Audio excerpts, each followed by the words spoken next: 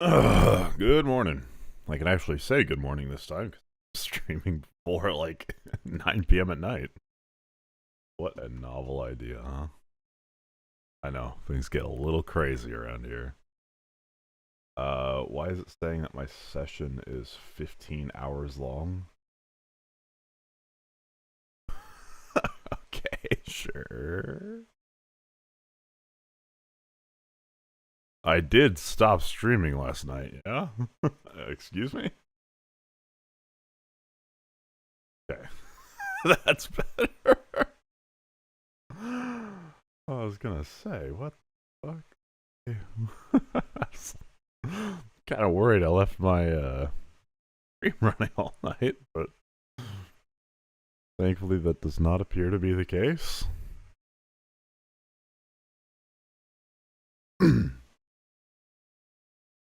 Anyways, let's get started. Well, let's finish up yesterday's crossword.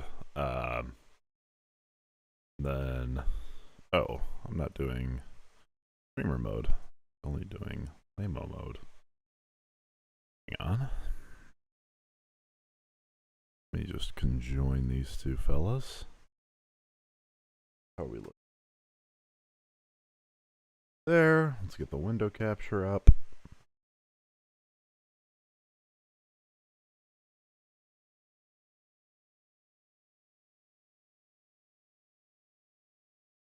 Cool. All right. I was told to watch this Marjorie Taylor Greene interview, so we'll do that to start out. It's a little warm up. Marjorie Taylor Greene of Georgia usually draws the ire of Democrats, but now she's speaking out against some in her own party and coming out in favor of what Democrats demand to reopen the government, an extension of enhanced health care subsidies. Congressman. Now, making common cause with Marjorie Taylor Greene is something I am infinitely cautious of. You know, given she's insane. But I think for the purposes of the shutdown, it's probably better to have more Republicans on our side. So for now, it's fine. But just don't forget that, you know, she's insane. It's like Thomas Massey tweeting out, nice thing about the government shutdown is there's no chemtrails. So it's like, ooh. I suppose I can temporarily look past that one until the Epstein files are out. But I'm not happy about it. Especially given that it was chemtrails specifically, because that's like one area that I've thoroughly looked into and debunked. So, I don't know. But I don't know. There's some merit. He doesn't. Oh, he was just trolling? I don't think so. You really, like, I don't know. I feel like.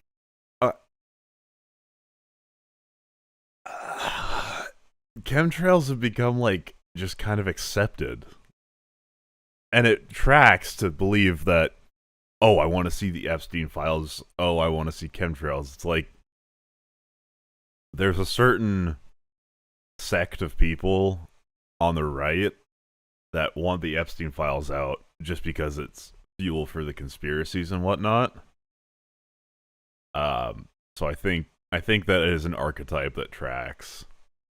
Yeah, but they pretend that there's proof for chemtrails. Like, I don't know, this lie that started in the 90s.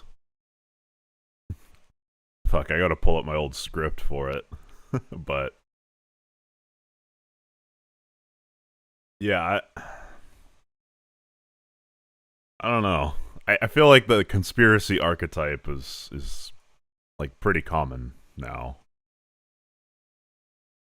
Greene, thank you for joining us here in the Situation Room. We appreciate it. Thank you for having me. Let's start there. Let's start with the shutdown. So you voted for the short-term funding bill, but now you're talking about this health care issue. Help us better understand. Why now? Well, actually, this is something I talked about when I first ran for Congress in 2020, because I grew up in a construction company family. Bought that company after college and retired my parents. And after the ACA was passed, The Affordable Care Act. yes, the Affordable Care Act, our family's health insurance premium went from $800 a month to $2,400 a month. So I've known about this as a major problem for a long time. It's not just ACA recipients whose premiums are going to skyrocket very soon. It has been a disaster for many Americans across the board. And cost of living is so high now. Many of my constituents, many of my friends, and even my own children are finding health insurance to be extremely unaffordable and something that they are having to go without. So I think this is an incredibly important issue. I think it is a crisis. I don't think it's something to wear political party team jerseys on. I think it's something that we have to address and fix. And it's very personal for you. Very personal. It's affected my own life and the affordable. First they came for XYZ. It's like that. This is what I thought would happen. It's like people would support Trump until they actually see the results. And like the midterms, I think, are going to be a very clean sweep. Just because even in like new polling, people are like, yeah, Trump hasn't done enough to fix anything economically. And it's nice to jingle keys in front of people for him to be like, oh, look at all these immigrants. But that can only get them like so far. I feel like that wears off at a point.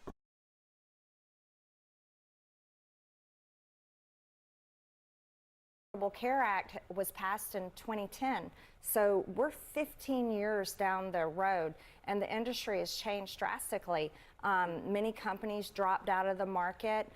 We've seen doctors stop having their own practices and become hospital employees. We now have to import doctors because we don't have enough. Healthcare has drastically changed, and I'm one of those that gets real tired of political drama when it's not actually solving a problem. And this is such a crisis that I'm willing to say, okay, everyone, we have to do something about this. It shouldn't be something that we dangle the American people or military pay or all of these things. We shouldn't be dangling them back and forth. We have to fix it. It's very, what are you hearing from your constituents right now? And do you have any regrets about voting? I just never thought it'd be Marjorie Taylor Greene. Like, our third positionist going to make common cause with liberals? Is that what we're doing here? I don't know. It's kind of bizarre. Voting for that short-term continuing resolution, that spending bill. Thank you for that question. Number one, I am a Republican, and I support the president. I was very vocal about I didn't want to vote for a CR. I want to pass our appropriations. That's our constitutional duty, and I want to bring that taxpayer dollars back to my district. I work hard on that, so that was important to me. But I support the president, and I voted for the CR. Number two, what am I hearing from my constituents? It's great. We track all the calls that come into my office. About 60% of the calls coming in right now are calls of support and saying, yes, health insurance is a crisis. They're telling us stories about how they're already paying $2,000 a month with $10,000 deductibles. I'm getting phone calls from people that are saying if the ACA tax credits expire, they aren't going to be able to have health insurance. They're going to have to drop it. But I'm hearing from people on both sides, people already on the ACA and people that are already getting crushed by high health insurance premiums. I want to ask you about this new Washington Post poll. It shows that 47% of Americans believe that President Trump and the Republicans are mainly responsible for the shutdown. You see it here on the screen, compared to just 30% of Americans who blame Democrats. Of course, Republicans are the ones with the power. Do you agree with? Oh, there's a Washington Post poll out?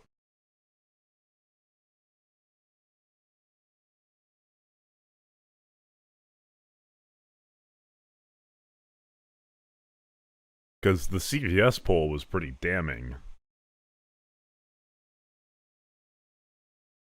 But if there's a...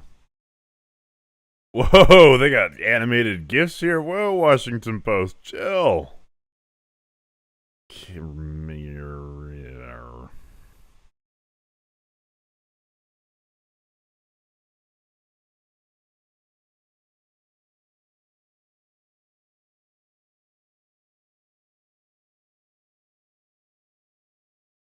fuck? How do you find archived version of websites?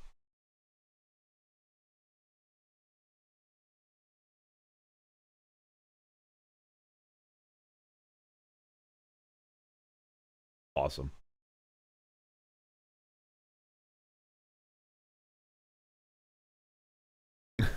Archive.ph. My bad.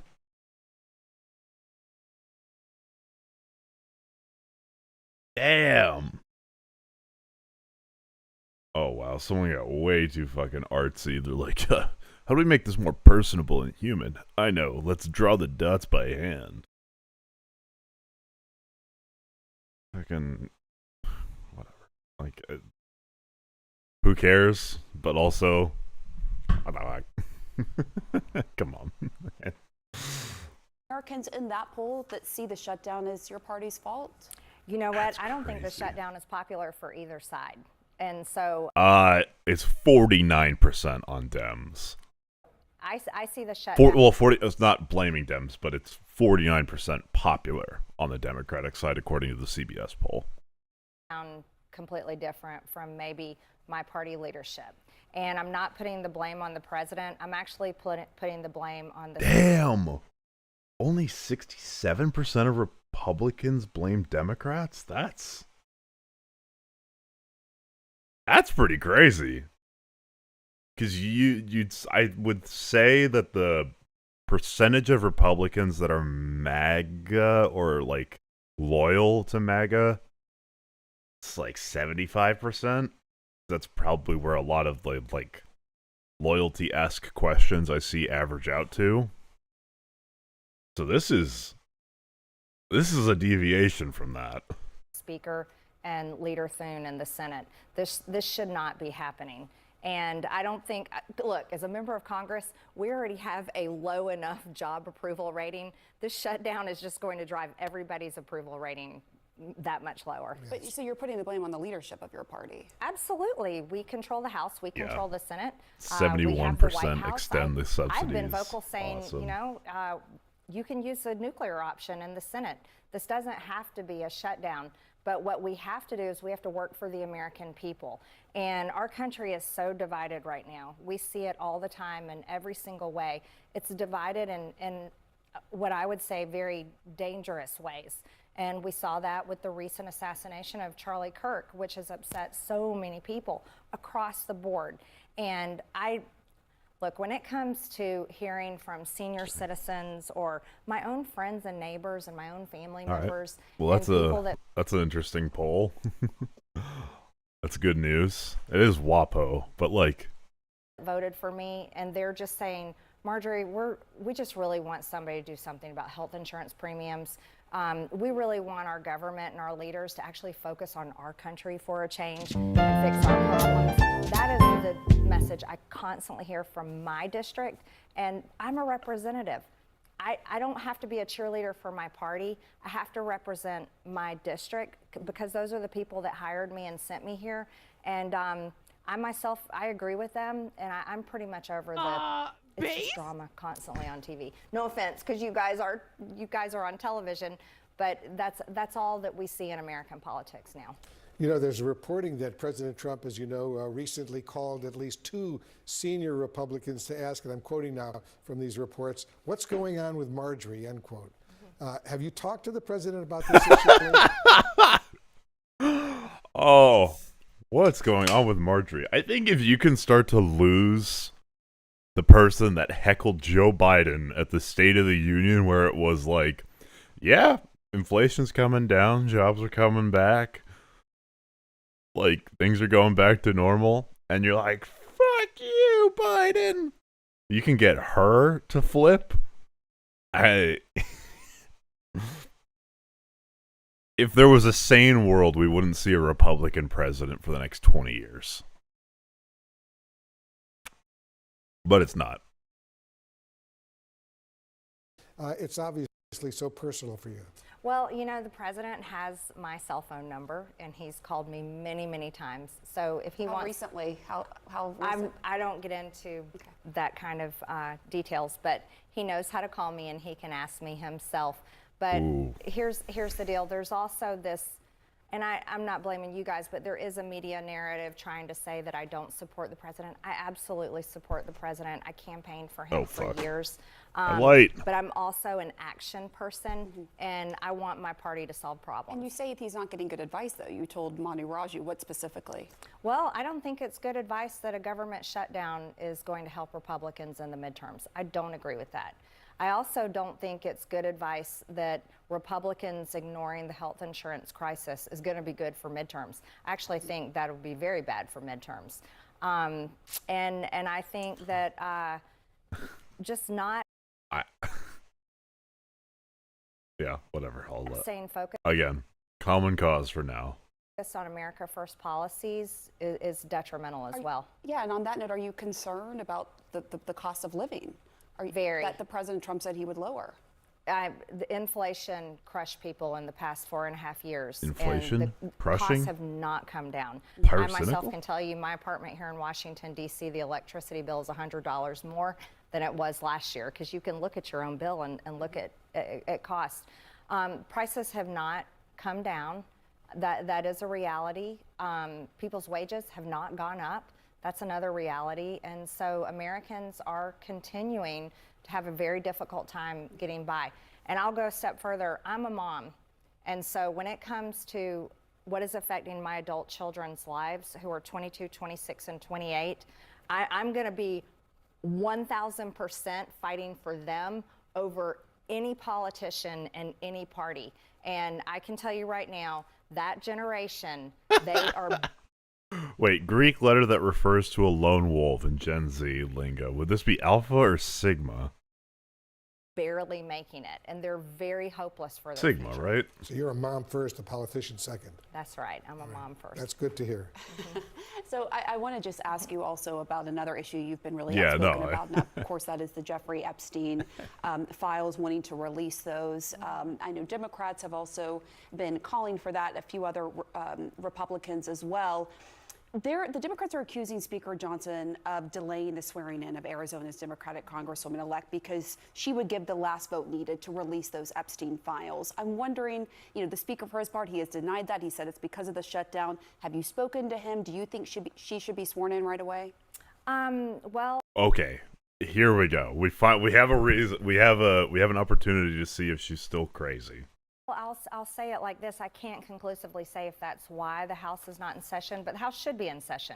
And the House should be in session for many reasons. We have appropriation bills that need to get passed. There is a new Democrat that's been elected that does deserve to be sworn in. Her district elected her. We have other bills that we need to be passing. And it's a weak answer, but it's the right one. Why drag this out? That is going to have 218 signatures. And so I say go ahead and do it and get it over with. The big news that we're all following right now is obviously the ceasefire deal between Israel and Hamas and Gaza, and the hostage deal that all the remaining Israeli hostages, ask her about the dead and space alive, lasers. will be allowed to go back to Israel. President Trump says he might be going to the region as early as this Friday. He wants to be there when this historic moment unfolds. He wants to witness this, talk to his aides, talk to the Israelis, talk to the Palestinians as well. Do you have any concerns at all that this deal could still, God forbid, fall apart? I don't know. The deal could very well still fall apart. Hamas, I haven't checked the updates today, but I know they have to agree to the actual prisoner list to be exchanged. They have to agree, and Israel has to agree with, Israel and Hamas have to agree on who's being exchanged, on the withdrawal lines, and I think the big sticking point is still disarmament of Hamas post this deal.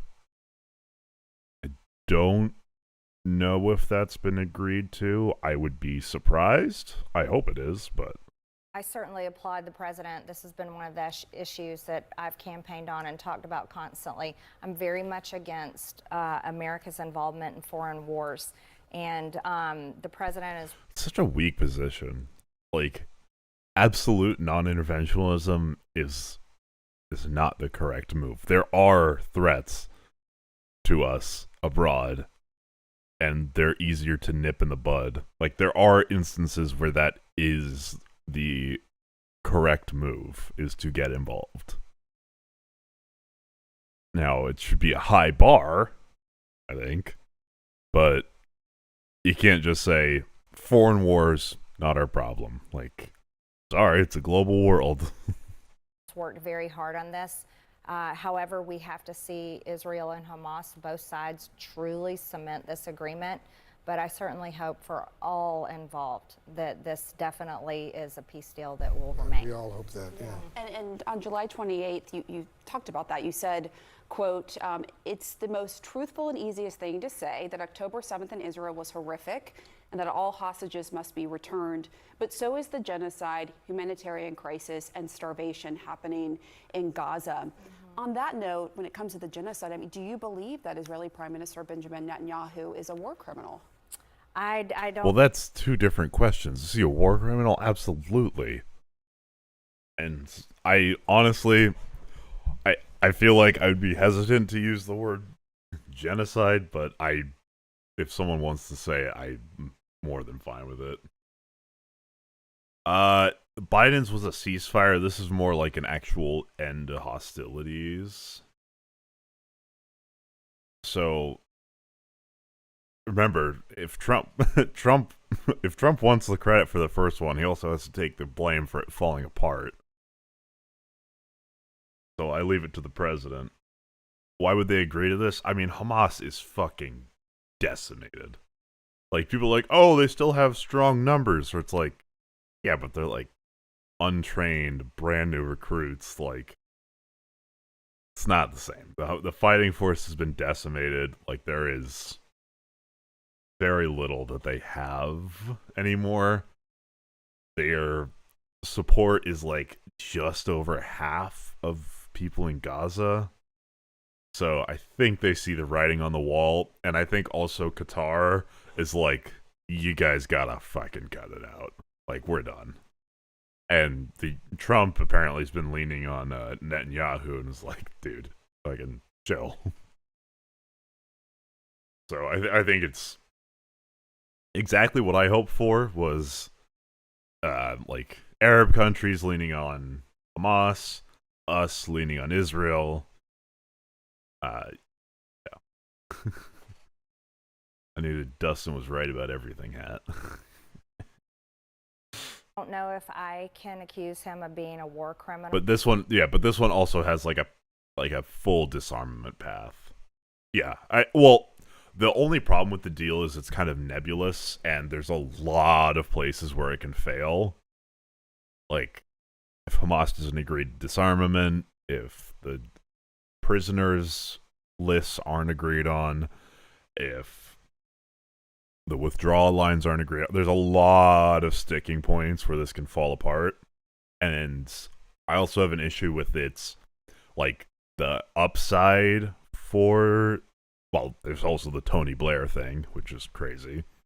But my main contention with it is, if you do all of these things, we may give you a pathway to statehood. It's like, to me, that's not strong enough. Like, I think there has to be something tangible at the end of it, on top of, like, no more fighting, which is a good start, but it still seems like they're trying to be wishy-washy on the idea of statehood, which I think is pussy shit.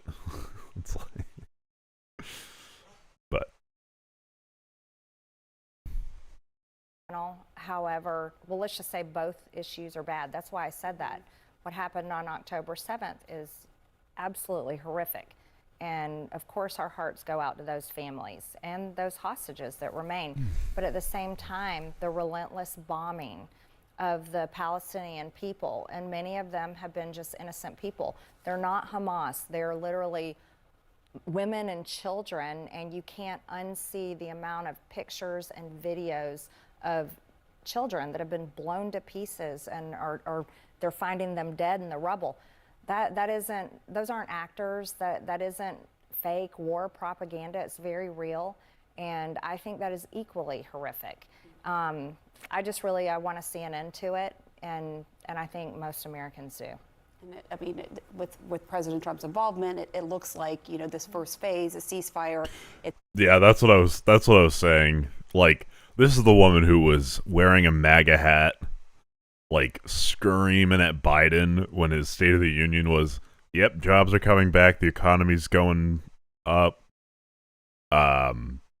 I wouldn't be surprised if she did. But her flipping on this because of she's seeing like, holy shit, this healthcare shit is actually evil.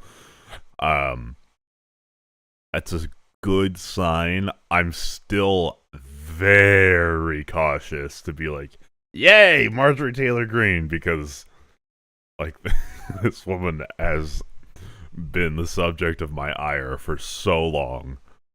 I'll make common cause with her for this, but just with a heavy asterisk.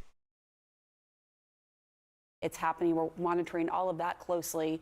Of course, it's very tenuous. I want to ask you about something else that Ted Cruz responded to. So you recently suggested on X that a, quote, foreign government or powerful people may try to kill you. Republican Senator Ted Cruz of Texas shared that post of yours on X, writing, quote, "Why do crazy people keep thinking the Jews are trying to kill them?"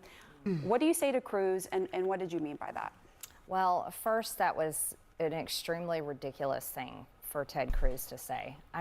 Like, hey, what do you think of this government shutdown? Well, it's not the greatest thing.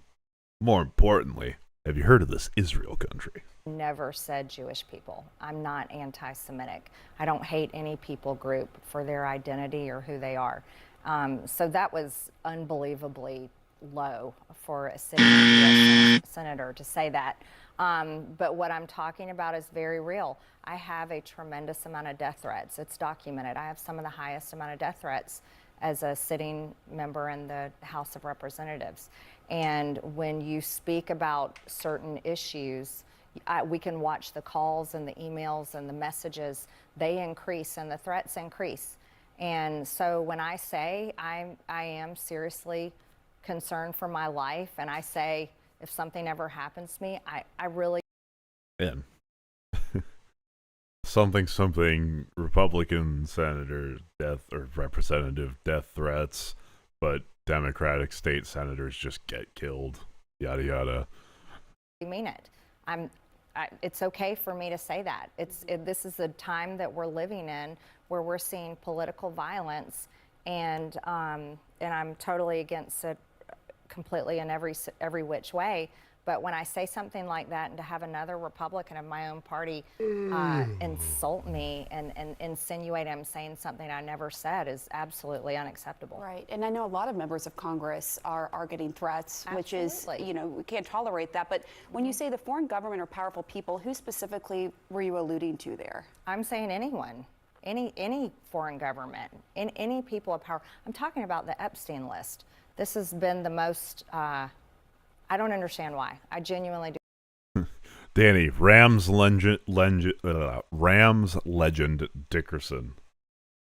Help me out here. I do not understand why there's been any effort to hide this and prevent it from coming out, but because of the efforts for years now to hide it and prevent it from coming out, it certainly makes you feel afraid when you're one of the ones truly on the front lines pushing it to come out. I also serve on the Oversight Committee, and we're leading that investigation there, so I'm involved on both fronts.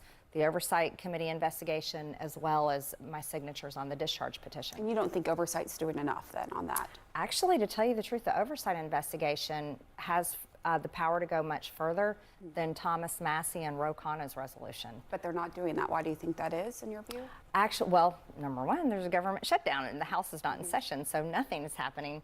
But actually, and Mike Johnson was like, "Hey, you guys heard of the shutdown? Yeah, that sucks. Why don't we all go on vacation?" The Oversight Committee has subpoenaed a lot more information than Thomas Massey's resolution specifically calls for. But here's my stance. I'll work on this involves women who were raped. Women at 14 years old who were raped. And they say there's more people involved. I don't know how anyone in their good conscience can be against letting that information come out. So I want to help on any front that I can. You're a courageous politician, but more important, a loving mother. Thanks very much for coming in. Okay. Marjorie Taylor Greene, of all the people in the universe, out of the 8 billion people on this planet, that is probably the least I would expect to flip. Actually, no, I would expect Mike Johnson to flip last. But, oh God. Is it worth watching what Mike has to say on Fox and Friends? Shit. Oh wait, what? Stephen Miller. That's what I wanted to watch.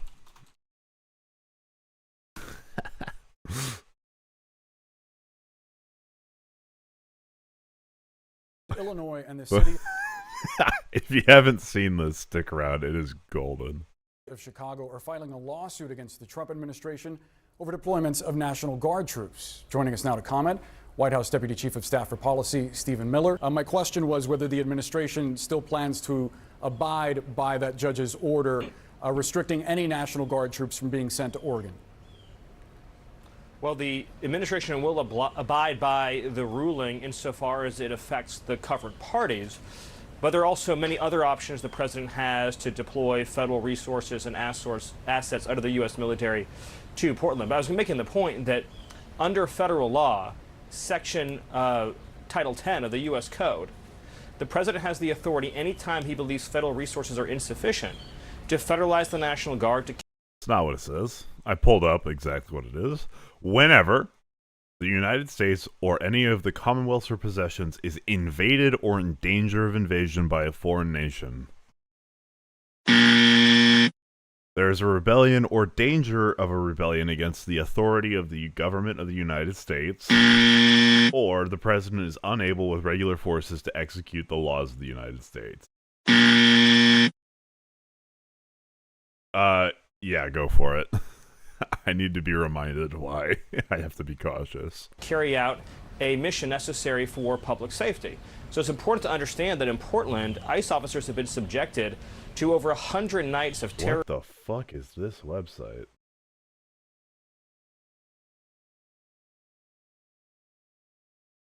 What is X cancel?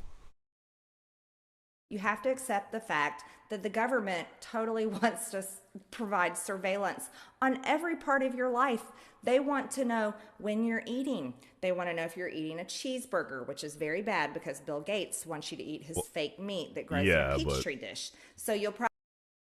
Like, why? Probably get a little zap inside your body and that's saying, no, don't eat a real cheeseburger. You need to eat the fake burger, the fake meat from Bill Gates. They probably also want to know when you go to the bathroom and if your bowel movements are on time or consistent. I mean, what else do these people want to know? Okay.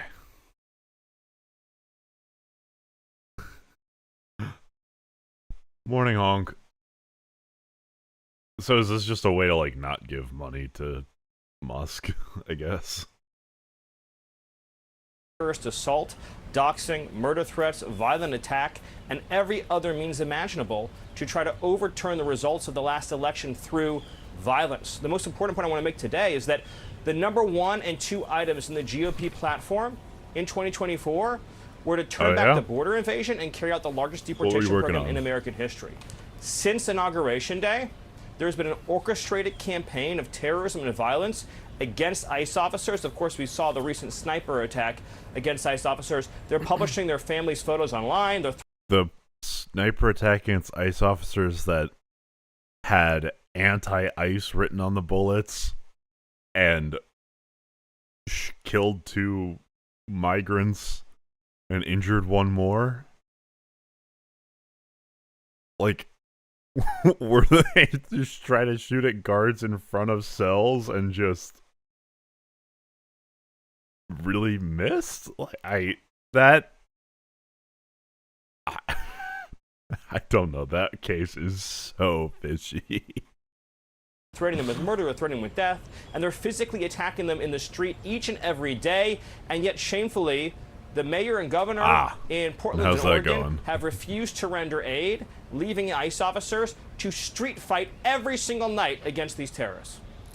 You make the claim of terrorist assaults and violence attack over 100 nights, and yet the judge overseeing this case says shit. that that's untethered from Thank you for the 30 bits. That looks good. I mean, it's crazy, but it looks good. reality. And local officials on the ground say that Trump's assertion of what's happening in Portland, that it's war-ravaged and burning to the ground, is far from true. I looked at the police data, and police have made something like 70 total arrests since June. And there are no reports of buildings being burned to the ground.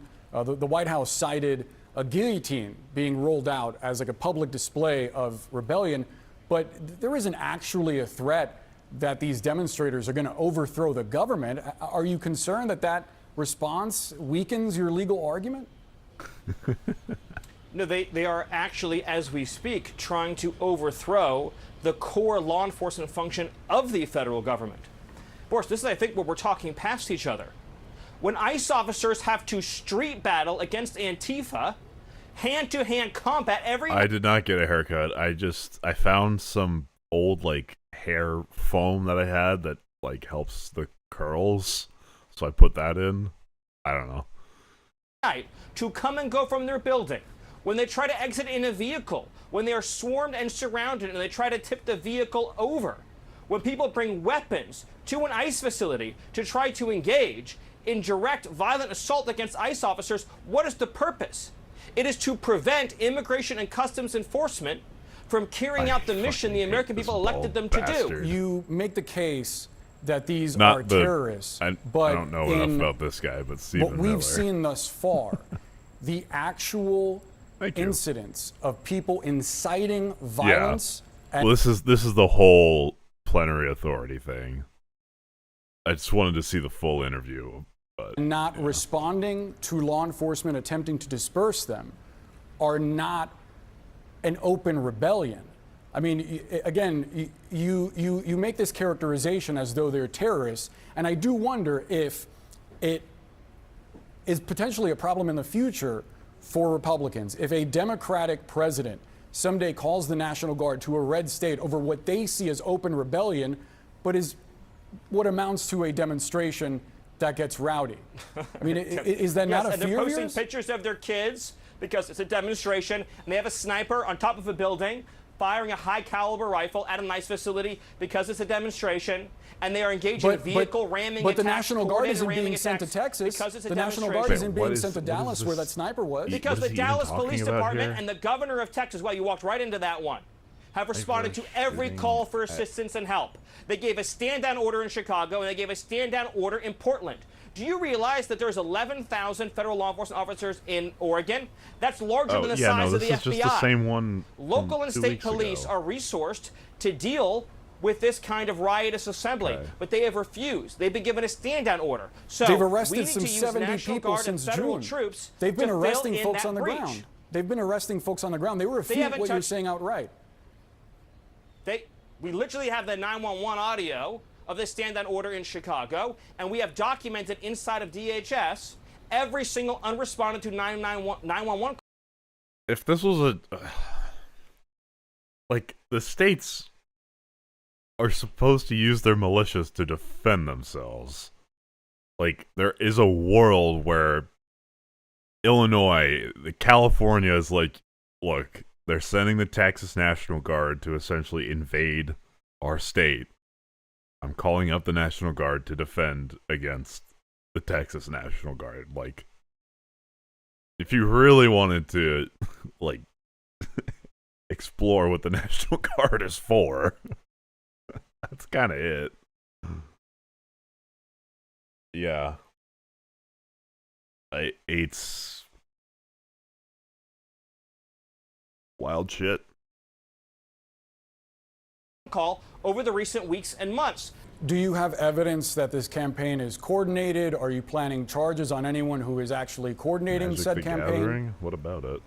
Yes. So since the Joint Terrorism Task Force has gotten involved, we found that there are common funding, that there is common financing, that there are meeting points, that is what you're carefully describing as orchestrated, actual that is carefully terrorism. integrated. Yes. And you are going to charge someone with terrorism. Well, so I would like to. I bet you would like to, but that doesn't mean you're going to, are you? No. What I'm saying to you is the Congress has statutes on seditious conspiracy, on insurrection, on impeding federal law enforcement. Not anymore. The domestic terrorism statute in Congress obviously needs to be strengthened for domestic terrorism in Congress. We have foreign terrorism charges. We have an entire patchwork of federal laws. To the extent that there are charges that apply, we will charge them in Breaking news, Stephen Miller acknowledges the existence of federal law. every single case. You have impeding law enforcement, you have seditious conspiracy, you have a conspiracy to deprive of rights, you have assault against law enforcement officers, but all of this meets the hallmark, textbook definitions of domestic terrorism. Boris, I just want you, just for a moment, to step back and think about what we're talking about here. President Trump ran and won a campaign on turning back the border invasion. You've said you have that the mayor several of times, Chicago Stephen. We have a limited amount of time, so let me ask you. Let me ask you about the governor of Illinois. Let me ask you about the governor of Illinois. He declared a no-go zone for ICE. We are set to hear How is from that not in just insurrection? moments. Stephen, we're set to hear from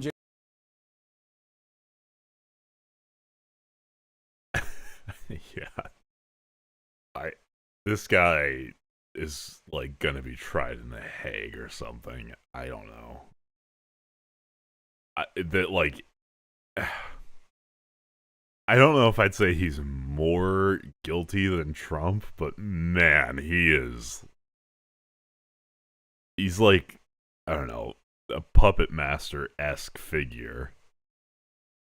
J.B. Pritzker. And he's like genuinely evil.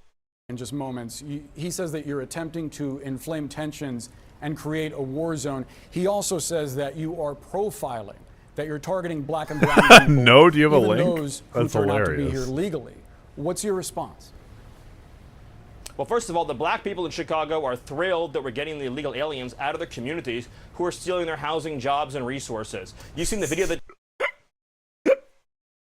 I like how Trump's way of expressing the same sentiment is, and there's these beautiful black women with their mega hats saying, "Thank you, we needed this."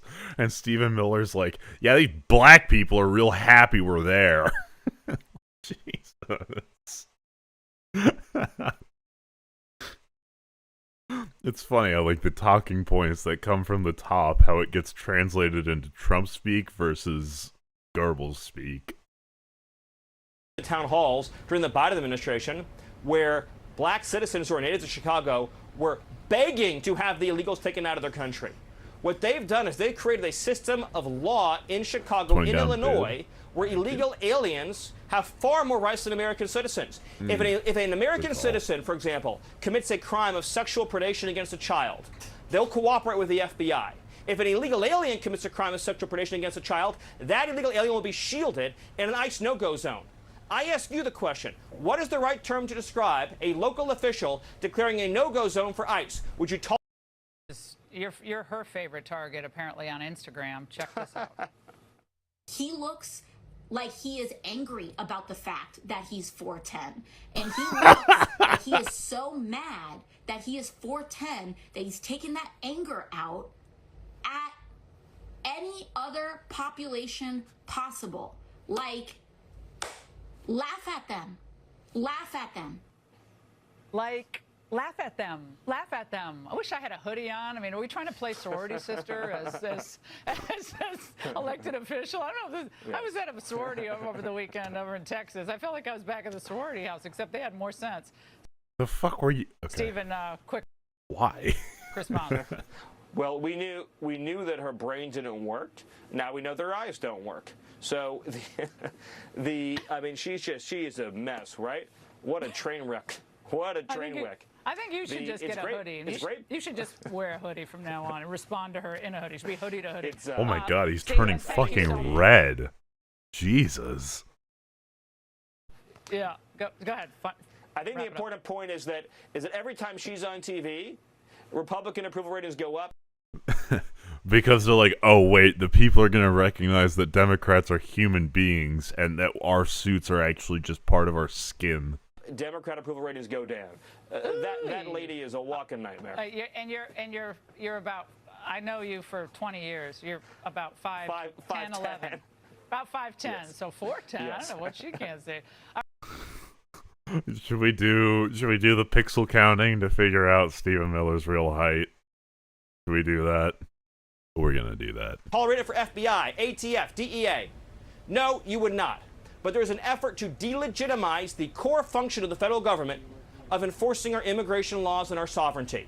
It is domestic terrorism, it is insurrection, and no amount of insane, hyperventilating lies from Pritzker or Johnson or any other Democratic like he's official roughly the height will of change our Steve minds on that. Bannon. ICE officers should not have to live in fear and violence to do their jobs. Period. So on the substance of the question, But he does look really fucking short. is it the case that, as Pritzker frames it, you are profiling brown? Wait, fuck, what's her name? Yeah, I know, but I don't trust fake Google. But if Trump's like, what, 6'4"? Right? I guess it would make sense. Jesus, look at that freaking headphone dent. Right, Stevie. Lay off.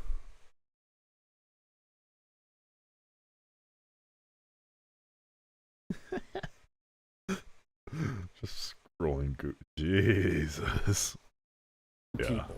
He's probably that 5'11". This immigration crackdown is designed to go after people of color. That is it's such a, oh, what a dumb question. The illegal aliens who are here are taking jobs away from black. But if you're if you're a stick and you're 5'10", you look 5'7". Just saying. Blacks. They're taking jobs away from whites. They're taking jobs away from Latinos. They're taking their health benefits away. They're taking their school slots away. And of course, in many cases, they're committing heinous crimes. We cannot have a system of law in this country that privileges illegal aliens over American citizens. And that's what they're doing. You know it, and I know it. So that's not exactly a no, Stephen.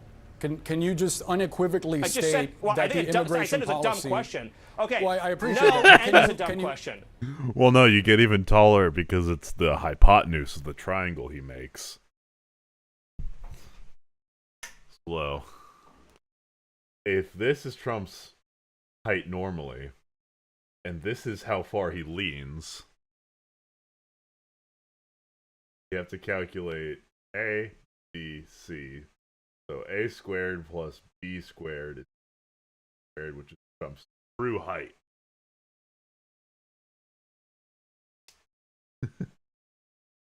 I fucking 8 out of 10 bit? Okay, hell yeah, I'll take it.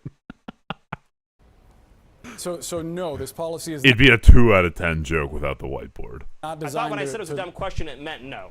Well, I just want to be clear and precise. I appreciate you trying to qualify my questions, but nevertheless, I think it's a fair one that a lot of people have. My full answer is no. That is a lie, and it's a dumb question. But you said something else, baked into the premise of one of your questions. You said, well, aren't we provoking? The Illinois governor says we're provoking actions that are unlawful. Why would the mere presence, just think about this for a second, if I put federal law enforcement and National Guard into a nice, sleepy southern town, sounds like is anyone going to riot? Stephen Miller Is anyone going to try to shoot them in the face? Well, Are they going if someone try to goes attack them in into the a street? building They would say, full of people in the middle of the night, covering their faces without identification, without identifying themselves, there might be concern among the community, especially if American citizens are being... Especially if American citizens are caught up in that, which some reportedly were. We netted over 30 foreign terrorists who are members of Train and American citizens also wound up apprehended in that. They torture women and children. Those American citizens are now safe. And you look like you torture fucking puppies in your free time. From Train de Aragua. You know, there was a case recently in Washington State. But isn't that enough reason for some people to demonstrate and say that they disagree with that policy? They took a power drill. Isn't it enough for some people? Well, by the way. Hey, Stephen, first of all, let me finish the story. TDA took a power drill and drilled a hole through a woman's hand. Understood. Through her hand. We have to leave the conversation there because we're short on time, but nevertheless, we do appreciate you making the time for us and coming on CNN and sharing your point of view. Always. Wait, what? Did I just get baited into watching CNN for fun? Where's the fucking... Yeah, wait. They actually cut it out. Oh, no, wait. This is the wrong Illinois interview. and the city of Chicago are filing a lawsuit against the Trump administration over deployments of National Guard troops. Joining us now to comment, Fake White House guy. Deputy Chief of Staff I'm for fake. Policy, I'm a Stephen fake Miller. guy. fear, intimidation. Whatever. It's going to be and the same doxing, shit. taking their school slots away, and of course, in many cases, they're Wait. committing heinous crimes. We cannot have a system of law in this country. What? What did that say? Hold on. The privileges question. Be concern among the community, especially. Isn't it So is enough it, in for your some opinion, people? Nonetheless, we do appreciate you making the time for us and coming on CNN and sharing your point of view. What the fuck? Wait, where's the... Hang on. Am I fucking hallucinating?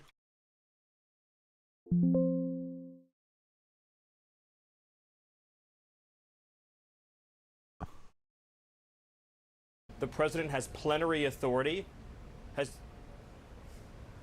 Stephen? Thank you so much for joining us, by the way. Oh, it was at the beginning. You've called the district judge's ruling blocking the deployment of National Guard in Oregon illegal insurrection. Does the administration still plan to abide by that ruling? Why is Adele in every single crossword? Well, the administration filed an appeal this morning with the Ninth Circuit. I would note the administration won an identical case in the Ninth Circuit.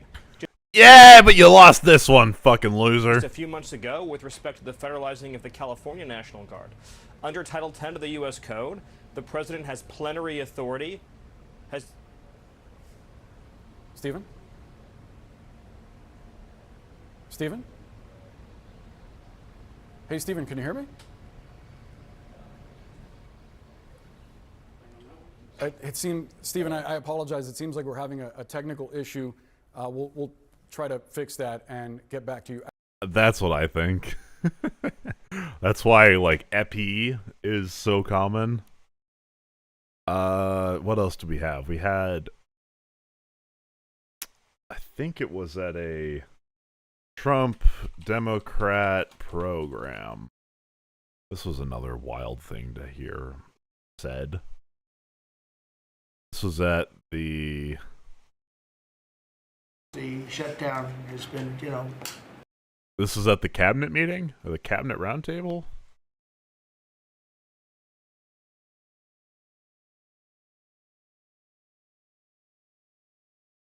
Not this one. This one. 1,000 people. That's big retribution. Whoa! Mic quality. Jesus Christ. Osama bin Laden. Osama. Oh, Osama bin Laden. You took us for a ride. Do we listen to Mike fucking Cucklord Johnson? Did I say Cucklord? Is that legal? Covered getting them to. Yeah, it's like phasing back and forth. Everything. Yeah, I cannot listen to that. Mr. President, we just have two quick proclamations Mike Grinder signed Johnson. today. The first, today is Leif Erikson Day. Leif Erikson was a famous Viking explorer who discovered the coast of Newfoundland over Look at Pete Hexeth. Yeah. a millennium ago. This is a hugely important holiday, particularly to Scandinavian Americans who celebrate his legacy as a great explorer, as a devout Christian, and really just a fascinating individual in the history of our continent. Sweden and various other countries. We have a lot of people from Sweden. Sweden mentioned. A lot of Scandinavians. This is very important for Scandinavians, and it's a great honor. You could see the clues. Oh, never mind. Beck, are people in Sweden celebrating, by and large, the announcement of Leif Erikson Day? Okay, and now you have another one that's, This is like I think, very non-controversial, frankly, but some people would say it's controversial. Go ahead. This is like Explorer Day for you, sir. Today we have your Columbus Day proclamation for Monday. Good team with Stephen Miller early. behind him. Christopher Columbus obviously discovered the New World in 1492. He was a great Italian explorer. Oh, where's the Sopranos clip? Sailed his three ships, the Nina, the Pinta, and the Santa Maria, across the Atlantic Ocean and landed in what's today the Caribbean. But this is a particularly important holiday for Italian Americans who celebrate the legacy of Christopher Columbus and the innovation and explorer zeal that he represented. In other words, we're calling it Columbus Day. Okay. Yes.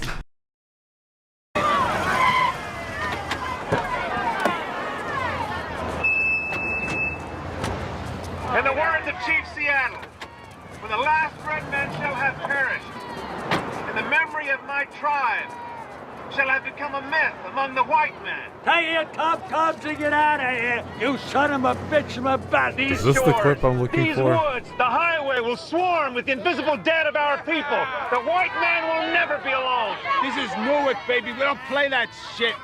Not better not be Columbus. Take it down. He's going to burn the way our ancestors did. Go sit down, cupcake. We're not taking anything then. I'm gonna fucking hang you up there.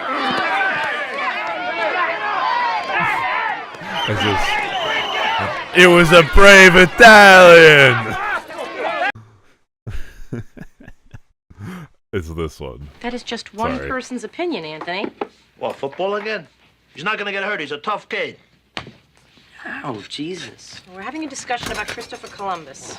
They would make fine servants. With 50 men, we could subjugate them. Subjugate.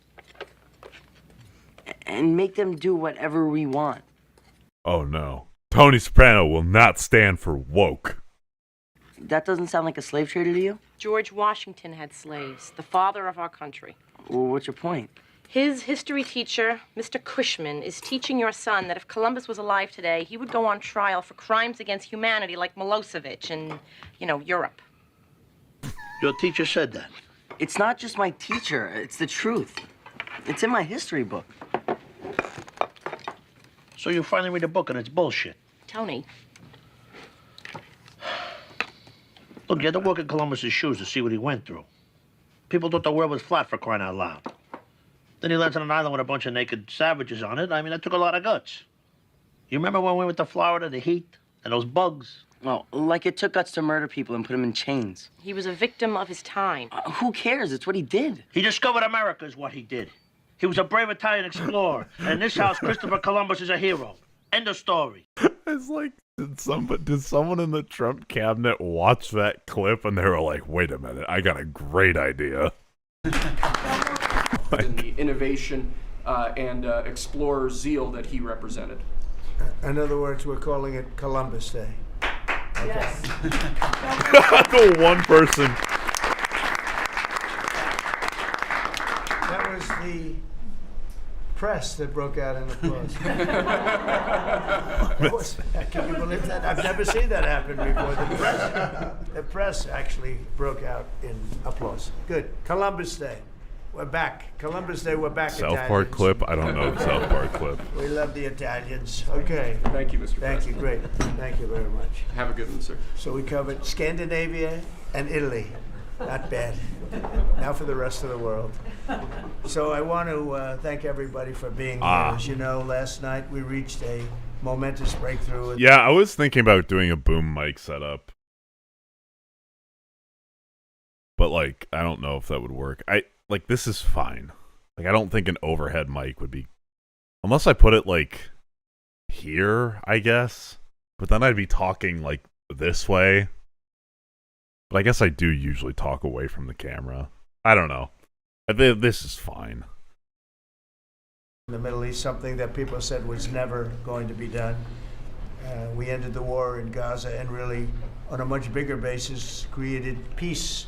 And I think it's going to be a lasting peace, hopefully an everlasting peace. Peace in the Middle East. We secured the release of all of the remaining hostages, and they should be released on Monday or Tuesday. Peace in the Middle East? Yeah, until someone decides that they don't want it. But I'm hopeful.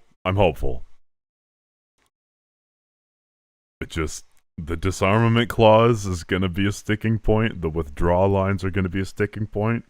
But fingers crossed it goes through.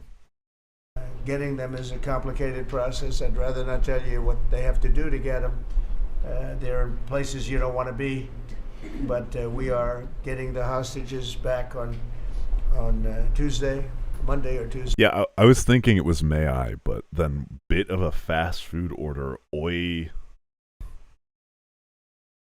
I don't know. And that'll be a day of joy. I'm going to try and make a trip over. We're going to try and get over there.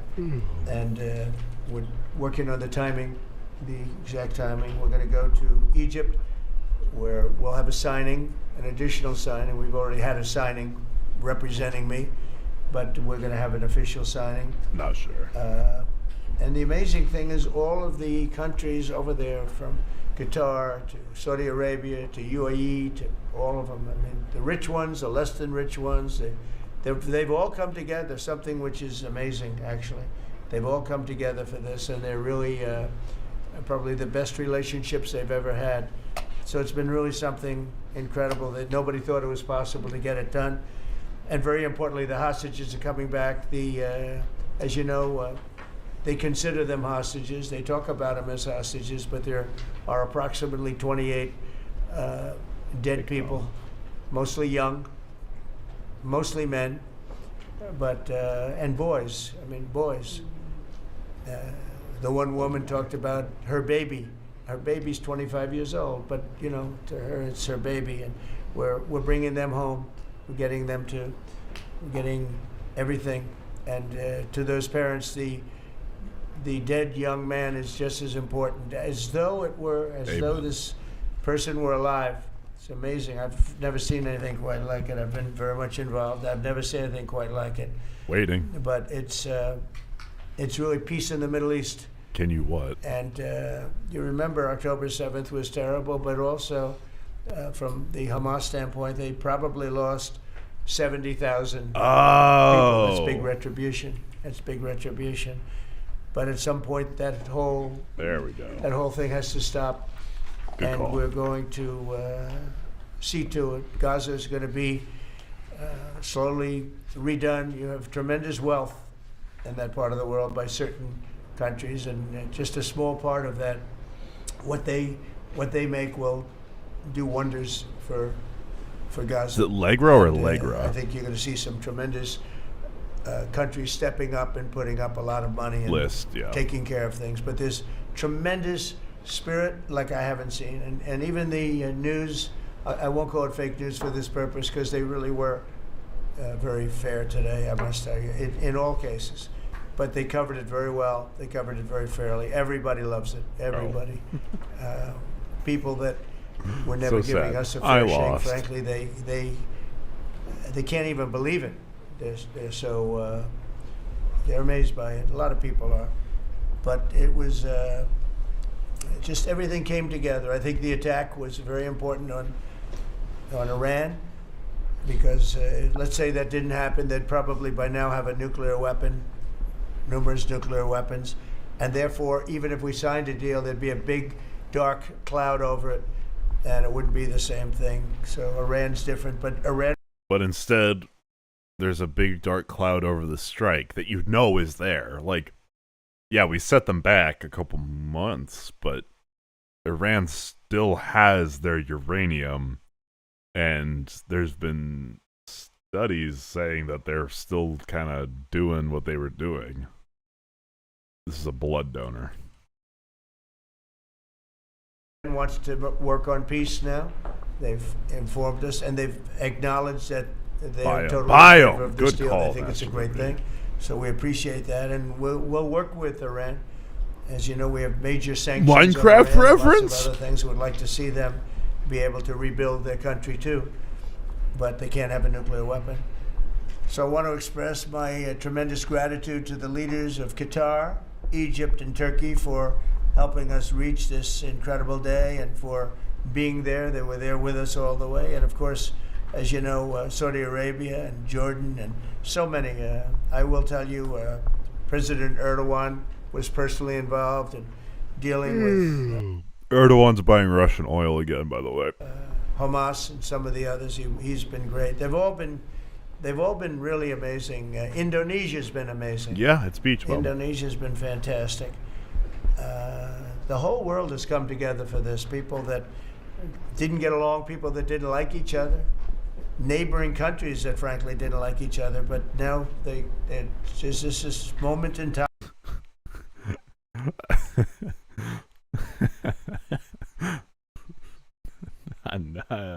Yeah, I have no comment. So we look Sorry. forward to welcoming the hostages, like you can't believe, home to their families, and that'll take place early next week. We hope Monday or Tuesday. And all Americans should be proud of the role that our country has played in bringing this terrible conflict to an end. And I want to thank, some of the people, JD, you were fantastic, and Pete, you were great. Marco was fantastic. Some of you were very much involved. I'm looking around. It's your catchphrase. You must be a very devout Christian. Obviously, you're referring to the Lord. Directly, I think almost everybody in this room was involved. Susie, I want to thank you very much. You were incredible. You've done an incredible job. So, and yes, John, what you've done was invaluable. CIA, John Radcliffe, and he's done an incredible job. So I want to thank you all, and if I'm missing anybody, I apologize, but you've been amazing. And then you have Steve Witkoff, who worked so hard. And what could be you wrong? We settled 7. This is number 8. No, we didn't settled win. 7 wars, or major conflicts, but wars. Something's wrong there. And this is number 8. And the one that I thought would be maybe the quickest of all would be Russia-Ukraine, and I think that's going to happen too. But in the meantime, they're losing about 7,000 people a week, and that seems pretty bad. They're losing mostly Long time. soldiers, young soldiers. They go out to war, and they're getting killed. And while it doesn't affect us in a lot of ways, we've got a big ocean in between. You don't want to see that happen. It was a big mistake. That war should have never happened. It would have never happened if I were president. So we're here this morning for a cabinet meeting as my administration continues to deliver for the American people, despite the radical left lunatics that shut down our government. You have Democrats that they've lost their way. They have no leadership. We don't even know who to deal with over there. At least they know who to deal with. We have no idea who we're dealing with over there. It's like they have no idea what they're doing. Republicans have voted repeatedly to pass a clean, nonpartisan bill to reopen government at the same funding levels. We're not going to do anything only good for health care. We're really, I think, becoming only good can happen. Of good health care. And they keep using health care as a cudgel. They want to try and get everyone thinking about health care. We're the ones that are saving health care. In fact, one of the things we're doing is we're going to be reducing the cost of medicines by... It's like, look, I respect a Republican that's like, I want tax cuts, but also spending cuts. This having your cake and eat it too, which granted Trump does a lot of. I mean, look at the motherfucker.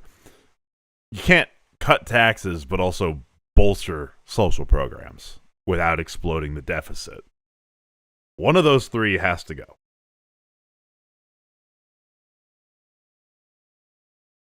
Simple as.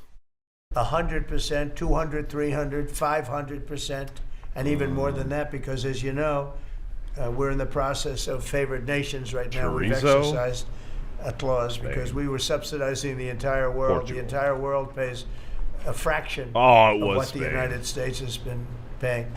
That looks like a yum from me. Numerous Pfizer and other companies have already signed. And can't wait for the AOC Newsom presidency. Other countries are a bigger problem because they've been getting a subsidized rate. In the new media seat and say, like, so you guys are talking about dropping prescription drug prices by 400, 500%. Where in the budget are you going to get the money for rebates for people buying prescription drugs? And what has caused this sudden change to expand the ACA in this manner? Something that, like, I don't know, something shitter like that. Just quote them directly and then take it one layer. Like, fine, if we believe you at your word, it's a 200% price drop. That means not only is it free, but you're getting the full price of the drug paid to you as well. 1,500%? Oh my God. 30 years. We've been reducing the rate of drugs for other countries because we've been paying much more than we're supposed to. And they used all sorts of ideas like research and development. I said, what about Germany? What about these other countries? Aren't they paying? No, we have to pay research and development.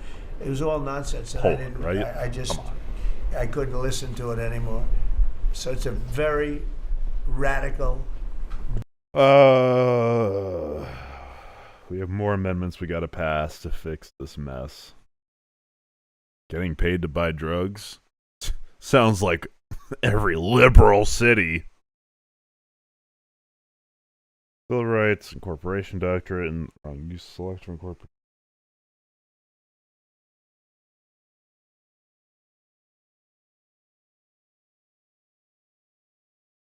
All right, draft up the amendment and then submit it to your representative. Big, tough shift, very tough. We got a lot of things going on there.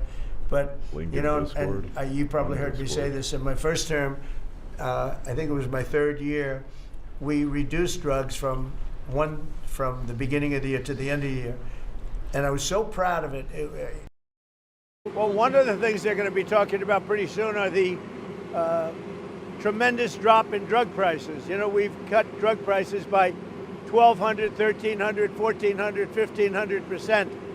I don't mean 50%, I mean 1,400, 1,500%.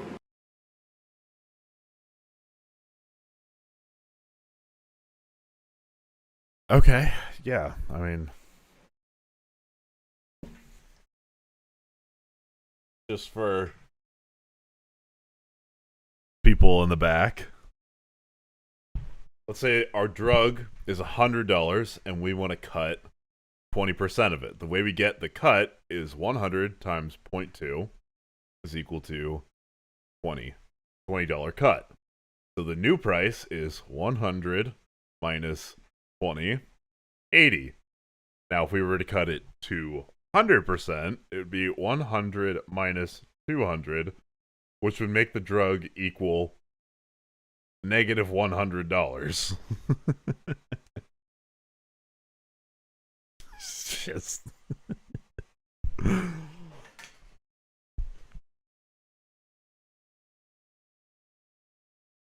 literally, the federal government is one Supreme Court decision away from being able to legally do segregation in D.C. and federally owned property. Oh, that is fucking nuts. Yeah, we need some strengthened. Oh, announcement by the First Lady. What is it? Help? Because we're going favored nations, we want the same price as Europe gets. We want the same price as other country gets. And over the years, 25, 30 years ago, it started where they were charging us much more. And I put an end to it.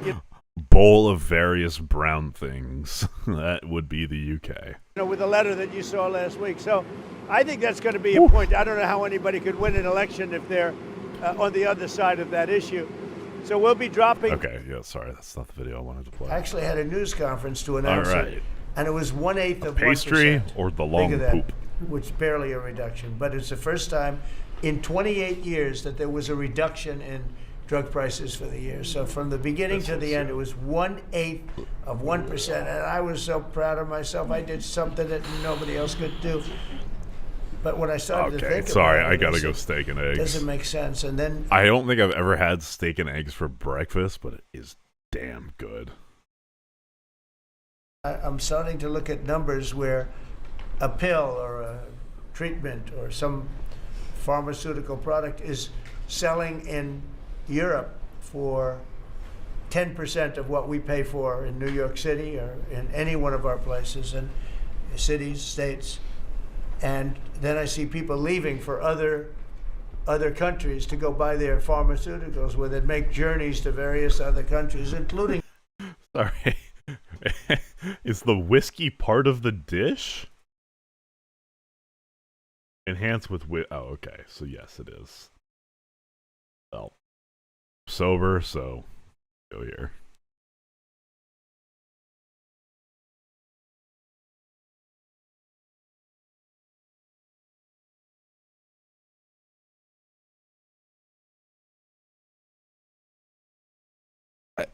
I don't. I'm still soying out over this shit. What?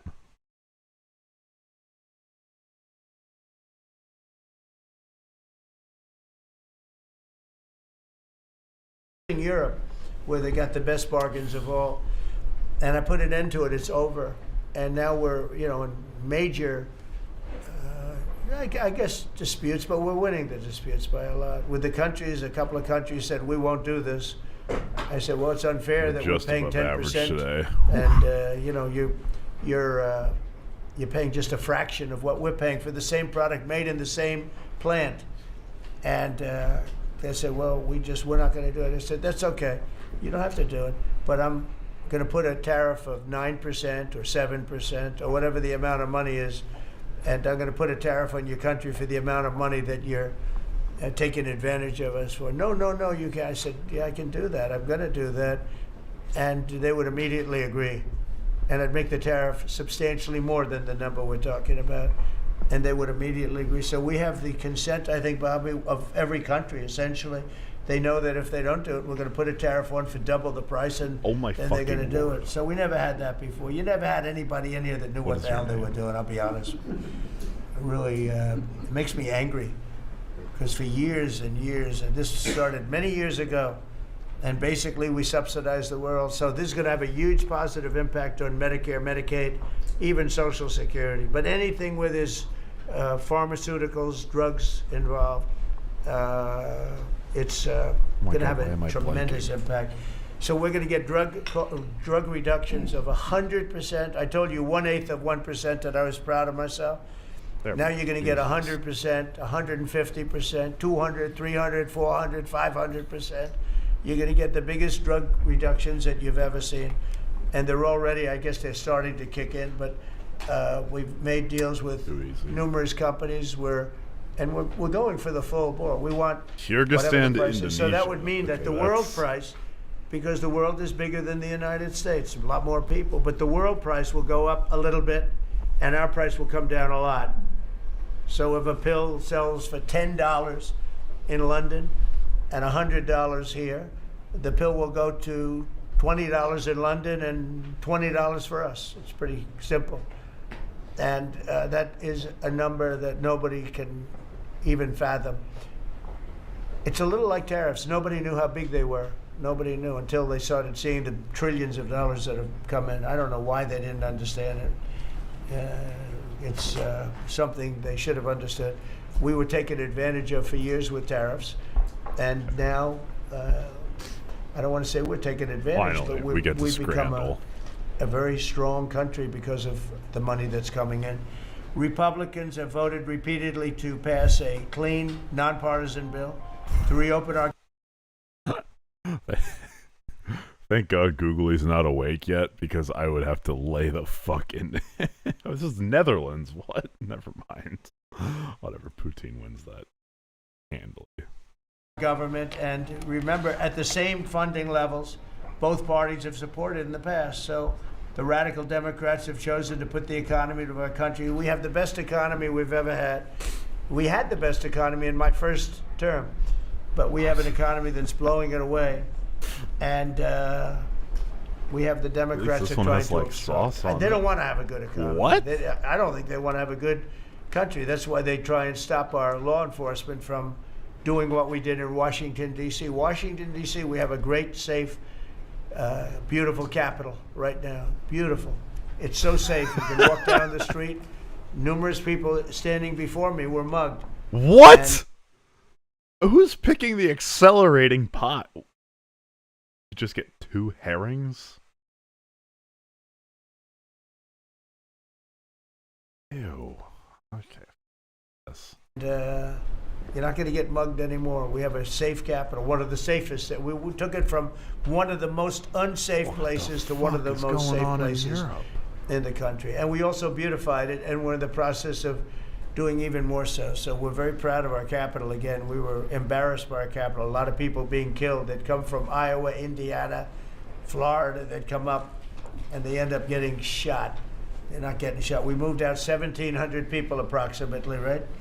Approximately 1,700 hardened criminals, career criminals. Bro, what in the motherfucking Midwest is this? That's brown sugar and candied fruits on a pizza crust with icing all over it. But then, if I don't want to vote for that, I have to vote for cheese pizza that the cheese is the same color as the crust? Oh my god. Oh, yeah, that's a rough one. Fucking A.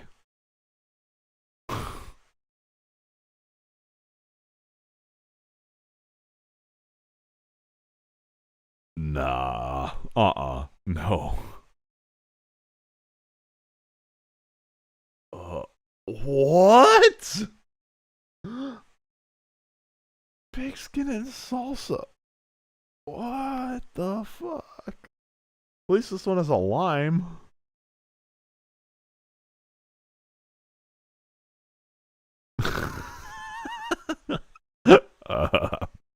Forgot something on this cheeseburger here. What? That's fucked up. They moved them out. So Chuck Schumer and Hakeem Jeffries and the congressional Democrats are holding the entire federal government hostage. I will tell you, a lot of Democrats want to get this thing open too. They do. They're calling us, and they just want to get it open. And all we're doing is saying, just play the same thing until we get it straight. And they don't know how to go about it. I mean, and the problem is we really don't know who the hell is leading the Democrats. You have this AOC. You literally met with the leader of the Democrats, you motherfucker. I don't know her at all. But you don't know AOC at all. That name doesn't ring a bell. I watched her the other day. She said, well, if they want, they could come to my office. That's not leadership, you know. The only one that challenged her actually was Nancy Pelosi. Nancy's not looking too good. I don't know what happened to Nancy, but she's not looking great. Talk, motherfucker. But she was the only one. I give her credit. She was the only one that challenged her. But AOC said that they can come to her office and negotiate. The Republicans. AOC said and we're saying, I didn't know she was in leadership. Abandoned. But she's taking Hakeem Jeffries' place, and Schumer's afraid that she's going to run against him. And right now, I don't know. It can change. Life is crazy, right? But right now, he can't beat. I don't think he can beat anybody. So he'll lose in a primary. I would say he'll retire before he loses in a primary. So I think Schumer's going to retire because he can't beat anybody. His polls are so bad. Meanwhile, the Democrat shutdown is causing pain and suffering for hardworking Americans, including our military, our air traffic controllers, and impoverished mothers, people with young children, people that have to live not the greatest of lives, but we're doing so many tax cuts. We've cut their taxes, the great big beautiful bill. You realize below a certain line, I forget the exact dollar amount, but you get more rebate or like refund than you do actually pay in these people that you're hurting, they're not being benefited by your tax cuts. They're not net contributors. And I'm not saying that in a bad way. Like, it's just people at or below the poverty line aren't paying more into the system than they're receiving. And that's fine. That's how it's set up. That's what it's supposed to be like. But your tax cuts aren't doing shit for these people. We've cut their taxes at levels that nobody's ever seen. I mean, no tax on tips, no tax on Social Security, no tax on overtime. It's been a great thing for a lot of people. They're doing great. Despite all of the damage that it's caused, the shutdown has been, pretty damaging. I mean, it's not yet because it's early, but it gets a little bit worse as it goes along. And we'll be making cuts that will be permanent. And we're only going to cut Democrat programs. I hate to tell you. I guess that makes sense. But we're Democrat programs? Like what, the weekend? The ACA? What Democrat programs? The popular ones that Americans like? What Democrat programs are you planning on cutting, Mr. Trump? We're only cutting Democrat programs, but we're going to start that, and we have Russell can talk to you about it if he wants to, but we'll be cutting some very popular Democrat programs that aren't popular with Republicans, frankly. Wow, like, really? I feel like that should be a much bigger statement, like, to be acknowledged. Like, what the fuck? Because that's the way it works. They wanted to do this, so we'll give them a little taste of their own medicine. But Chuck Schumer proclaimed this morning that every day gets better for them. No, every day it's actually getting worse for them. And they're having a rebellion in the Democrat Party because they want to stop. And if you saw all of Schumer's, I watched last night like 10 different times over the years, he said, you can't shut down government, you can't shut down. And now he's the one that shut it down. So this is a confession that he's acting not to serve the people, but to serve the partisan interests of his party. And I don't think he's serving them well because they're way down. Look, they just lost an election in a landslide. You know, it was interesting. I watched Kamala. It was a sad figure. I watched her the other day saying the election was very close. I said, no, the election was a landslide. We won the popular vote by millions. We won the Electoral College by, I think, 312 or 315 to 220 something. But there's another one that we won that's probably, that's why when you see the maps are completely red. It's counties. The counties, we won at it's about 2.3. 2,505 to 525. So 2,500 to 525. That's called one of the greatest, biggest landslides in history, and that's one that people are using now as a primary. But literally, when you see it colored I could do a nan the entire country is. I just have to red, cheat a little bit. Representing Republicans. So they go around. They just lie. They just lie, and everything's a big lie with them. Well, the other side, and the other thing I don't understand is, Christie. I looked at crime numbers in Chicago. They're through the roof, and I have a governor who stands up every day and tells us how wonderful Chicago is. Just a lie. It's like a con job. It's like Gavin Newsom. He says how well he's doing in California, and they're doing terribly. Population's getting smaller. People are leaving, and they couldn't other find a people are seed. coming in, and I wouldn't say it's an even trade. While the other side is focused on playing games, the Trump administration is focused on creating jobs, bringing down prices, and we've really brought them down a lot. That's the other thing. We're bringing down prices a lot. We're bringing down grocery prices, but the big thing is energy. When you bring down energy, everything comes down, and the energy prices are way down. Yeah, I may or may not have used $61 auto reroller. Barrel, and what well, technically it's unseated, but on the PC you can get a mod to reroll until it finds the conditions you want. So I looked for Perkeo and Telescope. So I'll just buy this to have like a little bit of a money generator. Why not?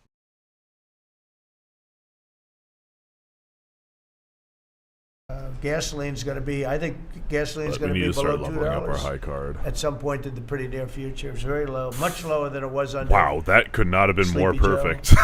And we're restoring law and order. Now we just need like 800 blueprints. It here, but we're restoring it right now. We're in Memphis. We're going to Chicago. We're going to other cities.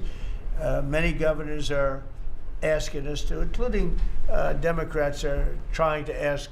I don't know what the big problem is. If I were a Democrat governor, I'd be saying, whatever you can do to get crime down, I'll take anybody. You can bring them in I don't care who it is. A lot of people said that. They interviewed women, these beautiful women. You don't worry about it. Chicago, black women with a MAGA hat, a red hat. They said, we don't care who he brings in here, but this place is really dangerous. We just want crime to stop. It's true. They don't care. They don't differentiate between the National Guard and the Marines. They don't care. They'll take anybody, and that's the way. So we are sending the Marines in. They want in. What we did in D.C. They want to happen to them, and it's happening in Memphis already. I see, in less than a week, the numbers are really good, and it'll be great. And we'll fix that. We'll go to various other places, and we're going to be stopping crime in our cities. And that's a great thing, and we won't get credit for it, but it's a great thing. We've launched a historic campaign to take back our nation from the gangs and the street criminals, violent repeat offenders, illegal alien lawbreakers, domestic extremists, and savage, bloodthirsty cartels. And very little, by the way, is coming in by water, in case you haven't known. The drugs aren't coming in by water. In fact, we can't even find any boats in the water anymore. We had boats, we were like a subway train loaded up with drugs.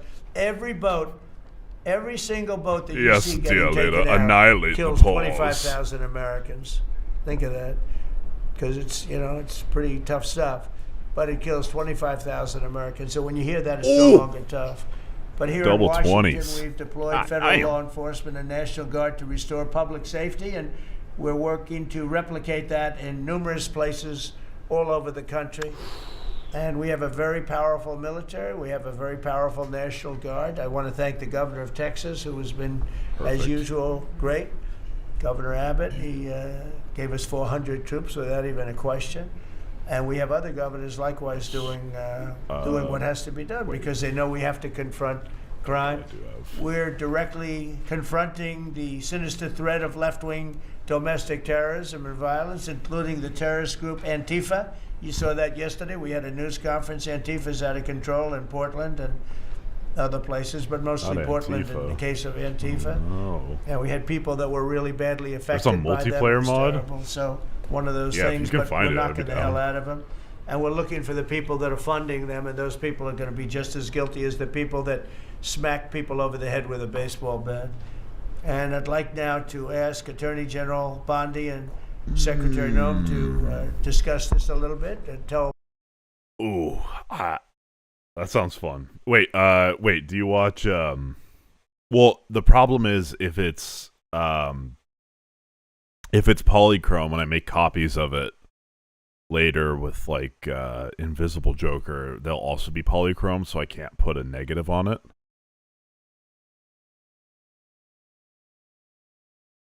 So I'll buy it for now. Yeah. Where we are, and To then get we'll our go around the plutonium room. We'll up. go quickly. We're going to go quickly if we can because we have a lot of things to do, including I won't be spending that much time here because I'll be leaving fairly soon for the Middle East, and I'm very honored to be involved with that. I'll tell you, it's a great thing for our country. People are so happy about it. I've never experienced anything quite like it. I've never seen such universal Cheap praise girls. Yes, for please. being able to do something. No, it's something that nobody thought was possible, and we're going to end up having. All right, I need Barons. I need Baron. I need Mime, and I need Brainstorm, or Blueprint. Sorry. Peace in the Middle East. Who would have thought? So, Pam, could you start, and then Christy, please. Sure, President Trump, and despite the Democrat shutdown of our government, our law enforcement officers are out there working without paychecks. That's round the clock easy. to keep and make America safe. Secretary Hegseth and I were recently in Memphis. We had 1,100 law enforcement officers in one room with us. The Memphis PD, they were the happiest to see us. Don't you think, Secretary Hegseth, of anyone? We had ATF, DEA, FBI, U.S. Marshals. I'm not sure if our park police were there. We had Treasury, Secretary Bessent, and of course we had Secretary Noem's Homeland Security, That's all working together not as much money with as the I thought it Guard. would be. They were so happy to have us there. We've been making arrests left and right. That's So too far, we low. made Take a look, 562 arrests and seized 144 illegal guns just in the short time we've been in Memphis. And many of these people are career criminals. And when you take them out of a place, your crime rate just goes down. These people commit crimes every single day. They're sick. And we're taking them out. In some cases, we're bringing them back to their countries where Biden allowed with the stupid open borders that we had in our country to come in. But of course. they're being brought back to other forgot. places or It's they're all being Joe put in Biden's jail, fault. but they're career criminals. Always. President Trump, last night alone, we made 91 arrests, 19 firearms off the streets, and one was a warrant for a homicide, and 4 sex offenders who had active warrants. One was a sex offender on a child. Everything we did in Memphis was worth it, in my opinion, for that one arrest. Think about that. We got a child rapist off the streets, But yet we've made 562 arrests and still going strong in Memphis. Just Oh my what God, we I did forgot in the DC. Perkeo again. But it's God because damn it's it. all of us. It's a team working for you to make America safe, all together, round the clock. Thank you, Pam. Thank You're doing you, a great President job. Trump. And it's amazing that we're not getting cooperation from Democrats. It's like, it's a new issue. Perkeo We goes have all the there. old issues of the wall and the border and all of the things, and men playing in women's sports they still want that. We'll see. Transgender for everybody. All these issues are so We'll crazy. play But we have a till new one. It's here, called then. crime. I don't know We why I'm stop opening crime, and they Wait, allow what? crime. They want Wait, what changed? How am I able to get... Oh, because it always appears. I'm stupid. crime. It doesn't make sense. I think it's as ridiculous as the other things that we talk about all the time. Fake ballot trophy. But I've added it onto our list, a 5-letter word called crime. We stop it, and they actually incite it. It's crazy. You would think they'd want them. You'd Chat, think they'd is this want real? Christie and Pam and double all up. of the people. If we needed the military, Pete will be there. We've got a massive military. We have the best numbers we've ever had for recruitment. We have a lot of people now. We have people that can't get into them. In a great economy, they want to be soldiers again. A year ago, they didn't want to even think about it. Same thing as with police and firemen, everything. They want to join. They're proud of our country again. Christy, go ahead, please. Well, sir, thank you Showman for another your leadership and brainstorm. for deploying Might all go of kinda government to crazy. help us keep our country safe. You have talked Oh extensively my about God! threatened- or all of our That law is enforcement. fucking crazy!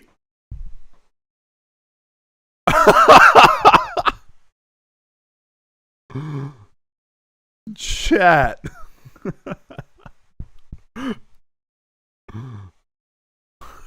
That's wild. Oh, is anyone there to...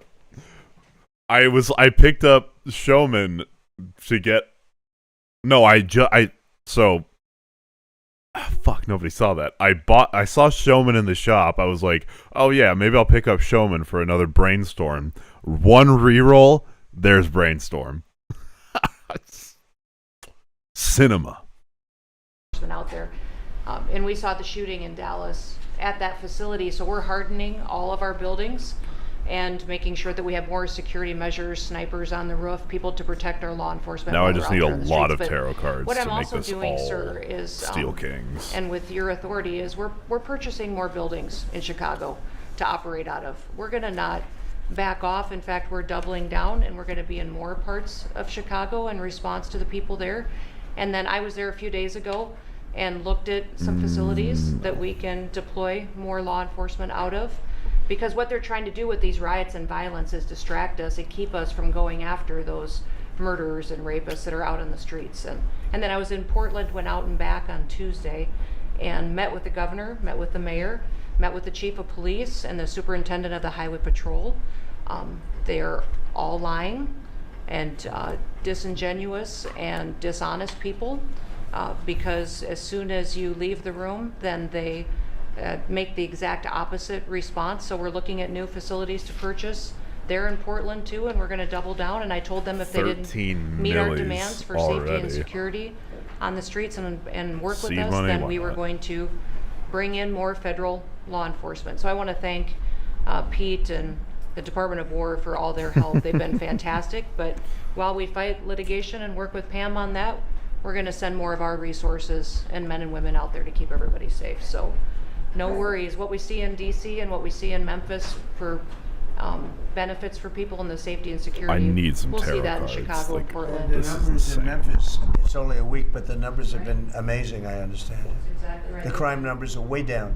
Fantastic. We're going up over an order of magnitude Local law every enforcement and the hand. federal government. And if we have to do it the hard way in Portland and Chicago, we will. But the people demand the safety. My lawyers are in court right now as we speak for you, arguing in Chicago and My Portland to keep them safe, to Dog bring in shit. the guard. The government doesn't want it there, but we do. We're going to keep their citizens safe, thanks to The you. people want it. I don't understand the politics of it. I don't understand why a Pritzker is trying to protect people that are really bad They're people. more scared of the anarchists that are on the street and the politics of it than they are of This line that, oh, Pritzker actually really likes us there. He's just really scared of how big and scary Antifa is. Like, really? Who are you expecting to buy that shit? Of doing the right thing. I think they're afraid. I think they're threatened. They don't tell us, but I think Pritzker's threatened by people. There's no other reason that this could be possible, that they don't want to have a safe Chicago. And we can solve the problem very quickly. And we're doing that anyway. Unless he is just that. If he doesn't want it, or if he does want it, we're doing it anyway. So make sure. I asked the mayor that himself. He said that Portland was perfectly safe, a beautiful city, no problems. And I said, well, why did you clear the streets for me today then and build out a 4-block radius to make sure I could get in and out of here? And these people on the street screaming death to ICE. There's graffiti that says Molotovs melt ice. We have the guillotines. We're going to use them. The things that What's different is like anarchists. It is. It really is. It's really different than a lot of Chariot, this but is no a sick goddamn situation. But those are anarchists. Those Mine. are people that want to overthrow. But we don't have any government. They're really degenerates. And we're finding out who is supplying all of those beautiful signs Yeah, and everything else. I think Spaceman's Spaceman's gotta go. finding the financial networks is great. That's what gives everybody. Yeah. We'll do that. That's easy for Scott. I don't have any kings I'd want to copy right now. How about we go to Marco? You can talk a little bit about I guess what's I'll hang going on. to- Well, go ahead. Yeah, Mr. President. I don't know if the Death one day Corps. perhaps the entire story will be told about the events of yesterday, but suffice it to say, it's not an exaggeration that none of it would have been possible without the President of the United States being involved. All right. We're already at E. No, but because it gets to a point where you start to fall behind.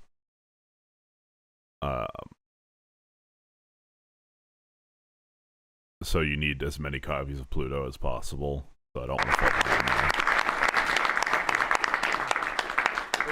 It really began with your trip to the Middle East, where these Holy relationships were shit. forged with partners in the region, personal relationships, close relationships will not give that me created steel.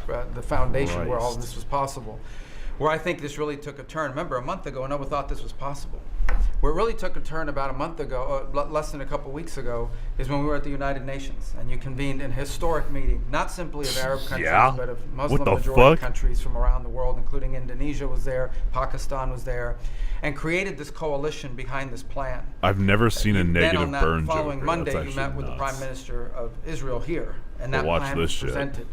And then, of course, our great negotiating team followed up on it. In the interim, again, perhaps the stories will be told, perhaps they will never be told. The president had some extraordinary phone calls and meetings that required a high degree of intensity and commitment, and made this happen.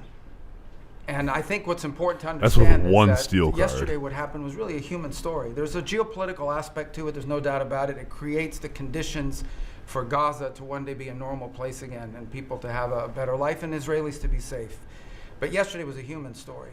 And because of the work you put in, and honestly, Wow, there so is much no, polychrome. not only is there no other leader in the world that could have put this together, Mr. President. Yes! But frankly, I don't know of any American president in the modern era that could have made this possible because of the actions you have taken unrelated to this and because of who you are and what you've done and how you're viewed. And this weekend, because of that, at some point very soon, we are going to see. I'll 20 hang on to human this beings to see if I get like an off chance copy or anything, or I'll hang on to it until I get a red seal option. emerge from the darkness into the light for the first time in 2 years. And that is because not only were you used the credibility and the power and the prestige of this office and the relationships you created, and you committed yourself to making it happen. And I think it will go down as a historic moment in the history of our country, and something our country should be very proud of, that we have a president that's committed to the not just peace, but to the human aspect of reuniting these families. My last point on this is just a couple days ago, Secretary Lutnick hosted us all, many of us, at the Kennedy Center. And we had these families, we've interacted with them for so many years, for 2 years now. And the stories are heartbreaking, both whose families are alive and those who are deceased as well, who want their relatives back so that they can complete the process of grieving. And we had all hoped that perhaps that was the day that we would have an announcement for them on the anniversary of the 7th. Mortero. I know you were able to speak to some of those families last Blue night. Seal, And I just hope the whole 9 is a nation little understands low. how incredibly proud they should be of their president and of their country for the Strength, role I'll that they take played. it. And I don't want to let this moment pass, Mr. President, without also noting the incredible work of Steve Witkoff 'Cause I and can move that Jared queen Kushner. up. They're an incredible team working together, facing some substantial impediments to even being there this weekend and doing it. Let me just leave it at that. And they've done a great job on your behalf, Yeah, Mr. aura would President. go. They deserve I got tremendous one amount of aura, credit, but thank you for what but, you've done for the world. For the world. Thank you very much, Marco. I appreciate it. It was I think only because we have a very busy day with all that's going on, what we'll do is like the maybe mulch just one. A few of you raise your Not, hand if you'd like to not say polychrome. something that don't talk too long. He's doing such a great job. So good that he could talk Hang 'em. all day. That's the problem, right? But go ahead. And what we'll do is just take a few hands, and then we'll go back Steel to Joker. getting peace done. Okay, Another we'll go a hangman. little bit quicker. We'll take a few questions. Dude, getting from the press. Go ahead. getting gold sticker on every single Joker and finally getting completionist plus is just a crowning achievement in all of my gaming history. Please. President Trump, I just want to double down on what Marco was sharing. I have 100% It's such a down the trail. remarkable accomplishment. Agree that no other president could have done this, but what set the groundwork for you able to do that when you took office on January 90% of gold on all stakes or gold on every single Joker? Trophies. Okay, because getting gold on every deck takes, maybe 5% of the time getting gold on every Joker does. 20th, you made a 180-degree turn in our military strength with Pete's leadership. You were the master class in peace through strength. So militarily, we've completely turned around. We've demonstrated that through execution against Iran and others, that we have force. We want to end wars, but we'll use power if we have to. And then secondarily, peace through strength is also the prosperity, having the strongest economy and being willing to wield the power of a tariff in addition to the military power to reorder the globe. Those two things that you're standing on, both economic power and military power, allowed these negotiations to go What's this forward. guy's name? Literally, And I Doug. think as you've described the importance of these economic negotiations and all the trade deals, but that also begins with another 180-degree turn, and that was the 180-degree turn on energy. You have used energy diplomacy to bring prosperity to the American people, and you've used it to bring peace abroad. The combination of those three things have been remarkable, and now we're seeing the remarkable result. And we got one more that I know you want to end with Russia and Ukraine. Energy is going to play a key role in that. And now with this historic agreement, we're in a position working with the Middle East to also Big end temperance. the Russian-Ukraine conflict. So again, congratulations. Thank you very much, Doug. I appreciate it. Maybe I'll go to you for a second. You can just cap out what he said about the military, how well we're doing, and how big it is, and how strong it is. Mr. President, you're exactly right. At the War Department, you don't get peace without creams strength. himself And our a job is little to be bit the every strength time part of the equation and deliver that when necessary, as you demonstrated. All right, I think I'm just with going to your start order of using the midnight chariot so we can get more chariots, I guess. hammer, and the entire world saw. And I just want to echo what Marco said. It is a personal honor to be able to witness the way you lead and negotiate. I wish people had a full understanding of what that looks like. That historic nature. A lot of us vets, the vice president, Tulsi, Lee, Doug, probably after decades of war and the chaos that was unleashed through reckless and foolish American policies, never thought this kind of peace would be possible. Yet, with your strength, with your ability to wield trade negotiations, personal relationships, to open up that opportunity is truly. Can you just imagine what Fox would be like if the Biden cabinet was like under the table sucking him off as hard as these guys do to Trump? Historic on the world stage. And it creates a whole number of other cascading effects. And watching Marco and the vice president, and Steve, across, and Jared, the CIA director, everybody come together to make it happen. You've formed a phenomenal team, Mr. President. Pam Bondi in front of Congress. I mean, it was the typical Trump shit of, I don't know anything.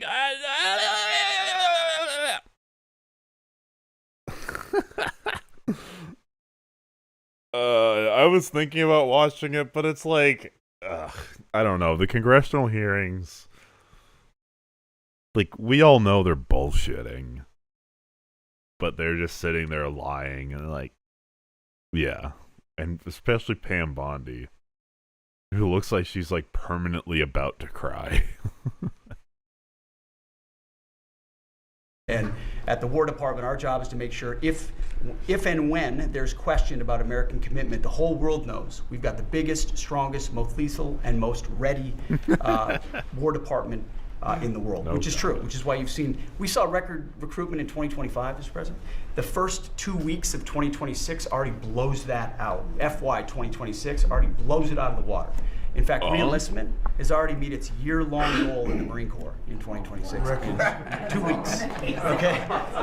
You can't. 2 weeks. There's no other way to create that kind of love and enthusiasm than with your leadership, sir. And it is an honor to work with Pam and with Christy and the cities across the country to make sure American citizens and law enforcement are protected with our National Guard. That's a core mission. And last thing, Mr. President, on the southwest border, the first group that rotated in to lock down that border to 0 crossings is now rotating out, and with a new border medal, the Southwest Border Medal, or it's actually called the Mexican Border Medal, revived from 1918, that will be pinning on their chest. So thank you for renaming the department, and we're trying to live up to it every day. Thank you, sir. I mean, think of this. We have record numbers of recruitment. 1 year ago, there were stories, front page stories, that we couldn't get anybody. Now we're starting to come online a little bit. Army, Navy, Air Force, Marines, Coast Guard. My beautiful, I call it our beautiful Space Force. I love our Space Force. It's turned out to be very important, but we couldn't. He's the pro-peace president, okay?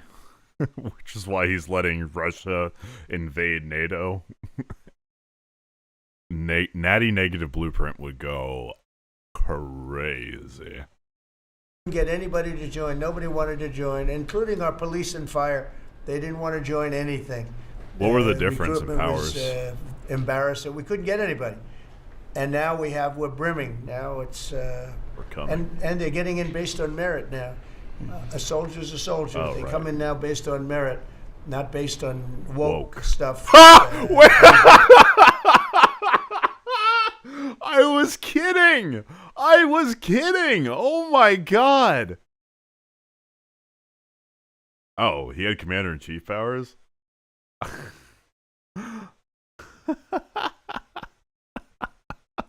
Holy chat, clip that. That's insane. You can qualify. You have to qualify for jobs. You have to qualify for certain types of jobs. I'm the whisperer. And it's amazing. So we were embarrassed a year ago. Think of it, a little bit more than a year ago. I think it stopped on November 5th. I think it really started, this all started on November 5th, the election day. But now everybody wants to be in. We have an overabundance. And, oh my God, I fucking moved the wrong thing to copy. I like that idea, sir. But we could raise it. I like that idea more, sir. We're proud of our country again.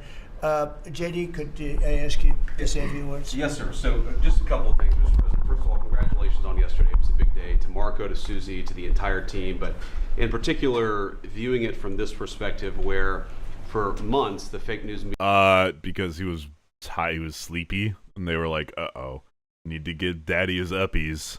So they pumped him full of Adderall or some shit. Media attacked you, attacked the entire team, attacked your approach. You know, the definition of insanity is to do the same thing again and again, expecting a different result. The reason we're here is because the president actually charted a different course, a different team. He vested a lot of authority into Steve Witkoff in particular.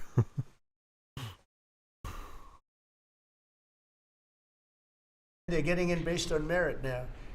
A soldier's a soldier. They come in now based on merit, not based on woke. Stuff. That's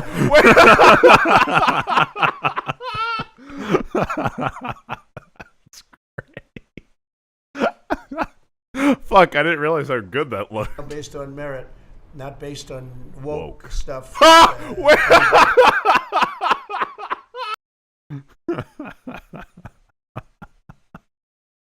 Oh, that's perfect. And that's why we're here. It's because you did something different, and I think it's important to recognize that.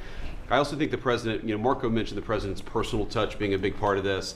The one thing I would say is obviously the president of the United States. Wasn't there a thing where they found like tons and tons and tons of medications in his pill cabinet? The no drinking is true, but the no drugs, I think, is no like cocaine. I don't know if it's prescriptions. A New York real estate billionaire, one of the most famous New Yorkers in the world, has a lot of interaction with a lot of people who are very pro-Israel. I think that was an important set of experiences and life experiences that he brought to the table. He also, of course, knew one of the most famous Palestinians in the world, Chuck Schumer. And I think without that background of knowledge, it would have been impossible to get us to this. Second thing I want to say, just on Chuck Schumer, the president mentioned this.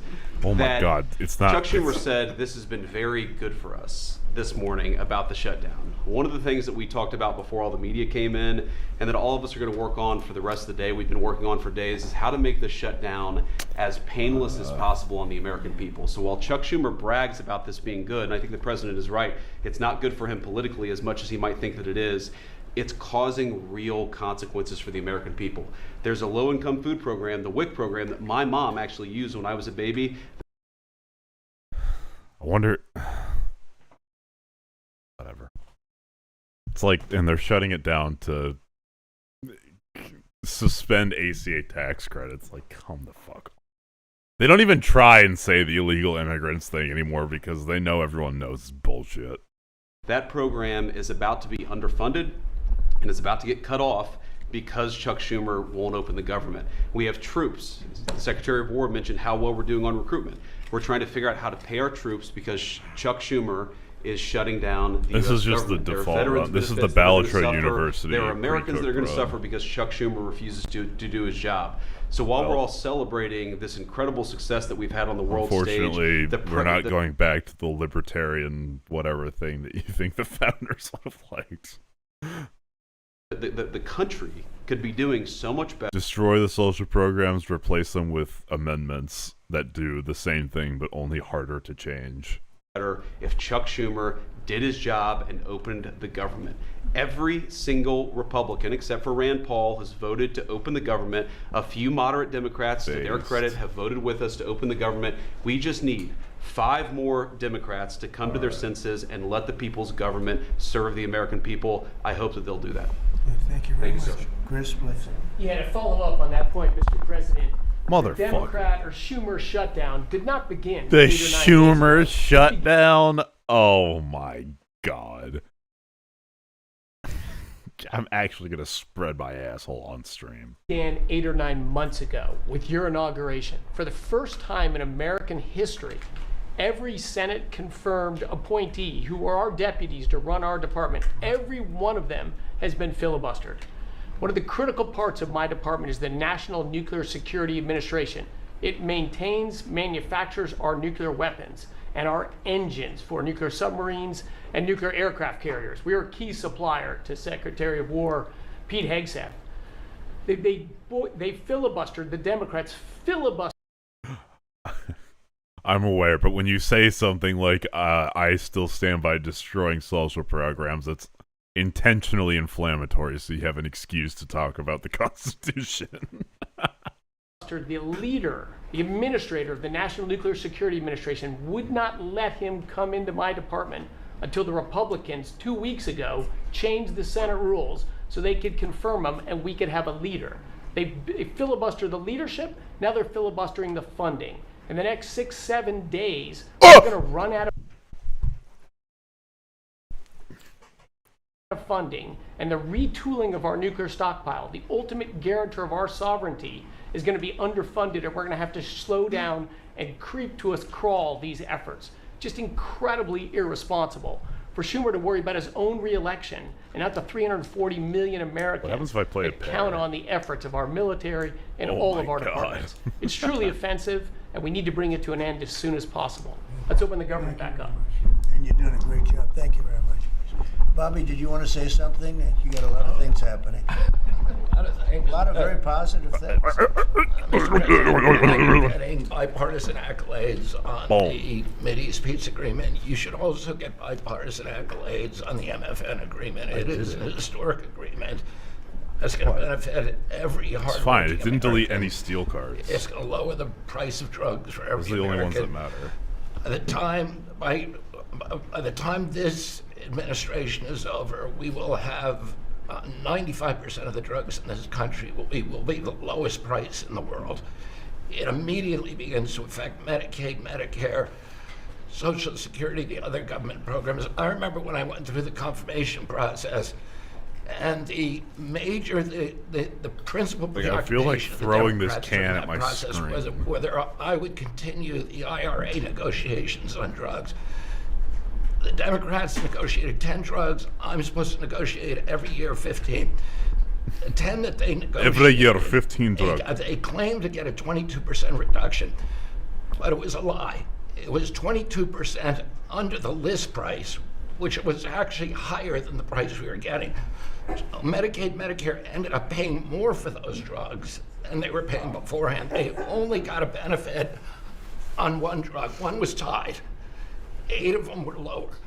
So they should be applauding what we're doing now. We're doing something Kind of stagnating a little every bit. administration, Democrat and Republican, has been saying that it was going to do for decades, and you got it done because you understood the power of the tariffs. That we had leverage over these companies. And you did it in a way which you asked us to do, to negotiate in a way that was not going to stifle innovation, that was going to make sure that those companies could bring their production home, and they are doing that. And it was a profound success. It will affect every American for 100 years. And you should be getting bipartisan accolades on that. I'll say one other thing. Oh, sorry. Good news today, by the way. Trump did not receive the Nobel Peace Prize. Because fuck him. Thing about time. And they threw in a line where it's like, the Nobel Peace Prize is reserved for people that protect, that are voices for democracy when authoritarians rise to power. It's like, based. Pimpin' ass based. Only because of this. This morning before I came in here, somebody showed me a TikTok video of a pregnant woman at 8 months pregnant. She is an associate. Huh? Oh, no. RFK, what is he about to say here?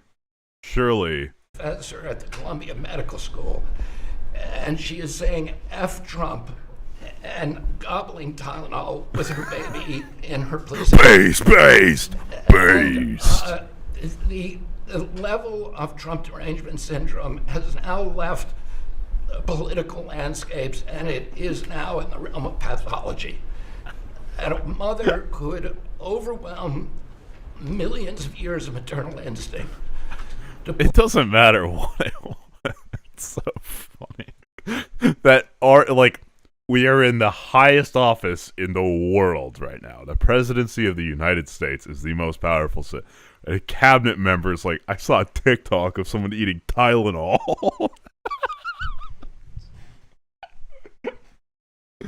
Oh no.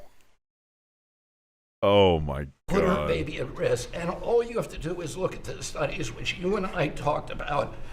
It's not dispositive that causes autism, but it is so suggestive that anybody who takes this stuff during pregnancy, unless Yes, I'm aware their staffers are retards, but so are they! they have to, is irresponsible. There are 15 rodent studies. Every one of them shows if you give it to the mother, They're going to be at your door with a gun to your head, and you're still going to be like, well, I can understand why they're doing this. the babies, and particularly the male babies, have profound neurological and behavioral changes. There is a study from Johns Hopkins on cord blood where they divided what? women into 3 categories: those who had neurological and behavioral changes. There is a study from Johns Hopkins on cord blood where they There is a study from Johns Hopkins on core blood where they divided Glor blood? Glorp blood? Those who had the Core least blood? acetaminophen in their core blood. Core blood. And those who had the most. The ones with the most had 3.6 times the Okay, I rate just of wanted I autism have in to their know if children. there's a line.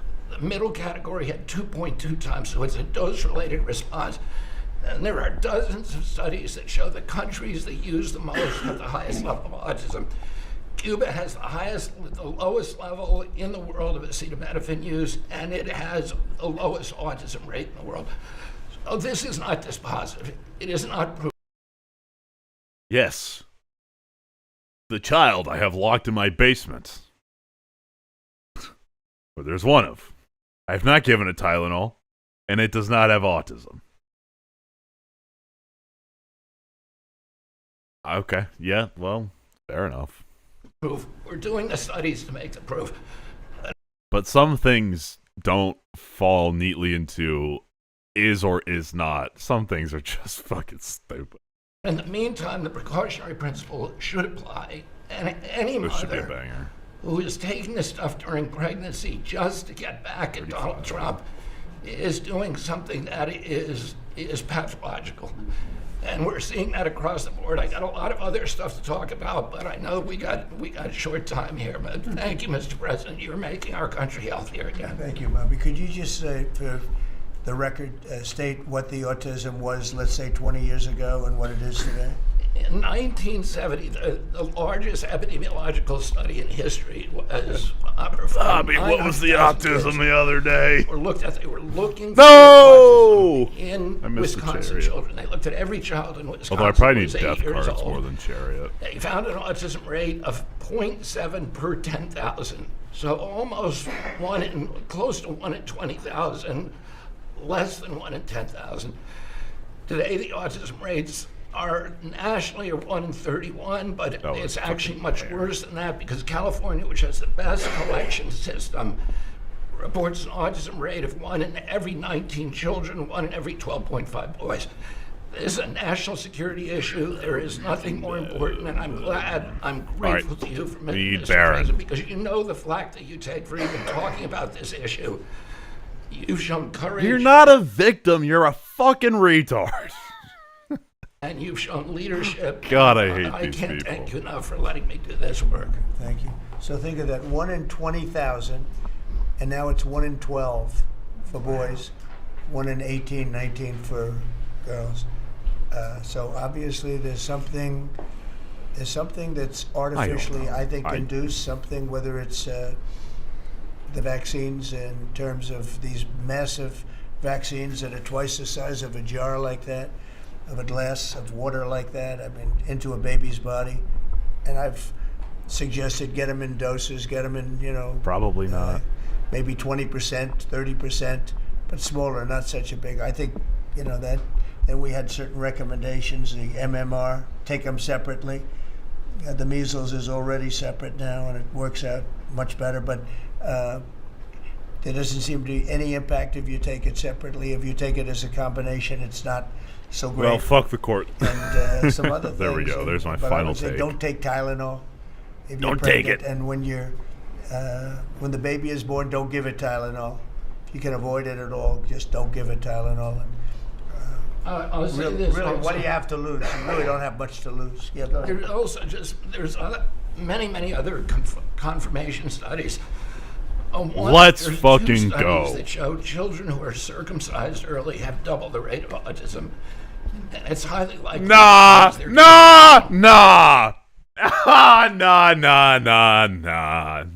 no fucking way. What?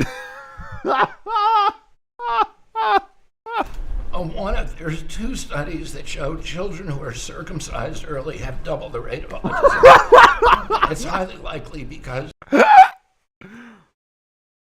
What?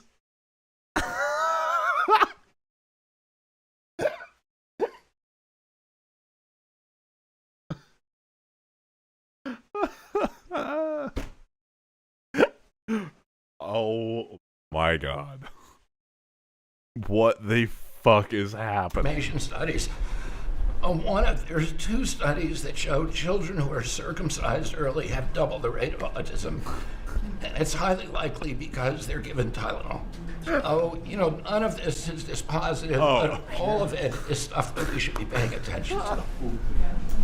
But, there's a tremendous amount of proof or evidence, I would say, as a non-doctor, but I've studied this a long time ago. I met Bobby in my office 20 years ago. We were talking about the same thing 20 years ago. And I was a real estate developer. It bothered me that it seemed to be getting worse, but it's so bad now when you hear these numbers. It's not even really sustainable.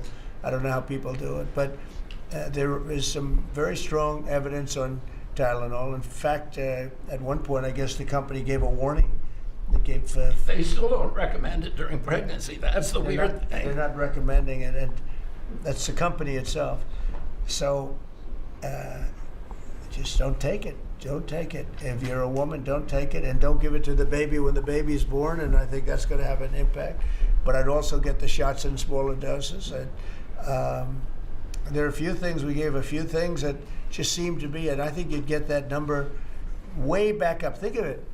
You have 1 in 20,000, and now it's not even believable when you think that 20,000 drops to 12 children. So that's induced by something that's given or taken, and it should be able to be stopped. And you were talking about the Pennsylvania Dutch, you were talking about the Amish, where they don't take any of this stuff, and they have virtually none, right? They have no autism.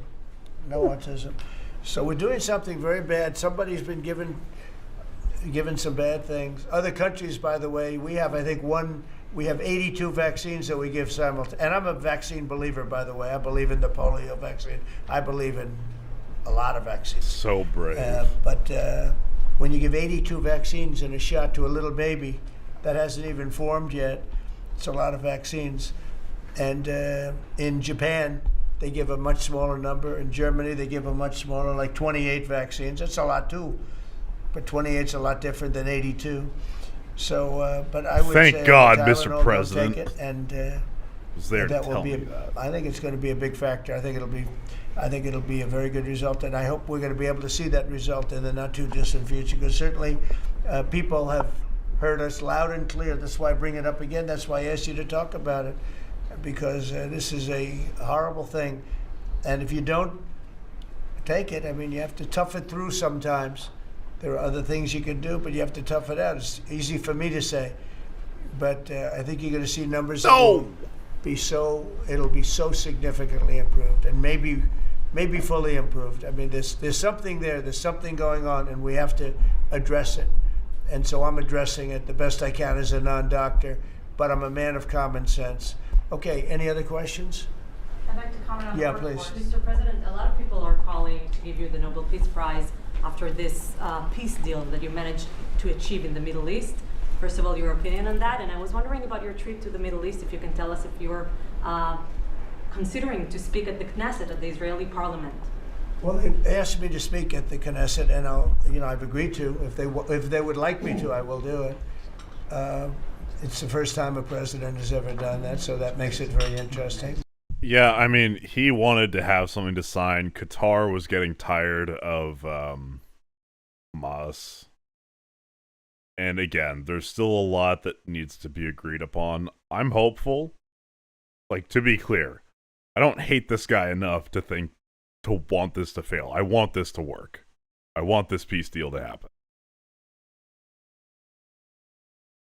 I just am hesitant because Hamas has to... Part of the deal is Hamas disarming. I don't know if they're very keen on doing that, but who knows? Maybe Qatar can lean on them hard enough. And I will give him credit. I believe he did lean on Netanyahu. So, good on him for that. Still a fat retard and he's destroying my country, but that's pretty cool of him to do.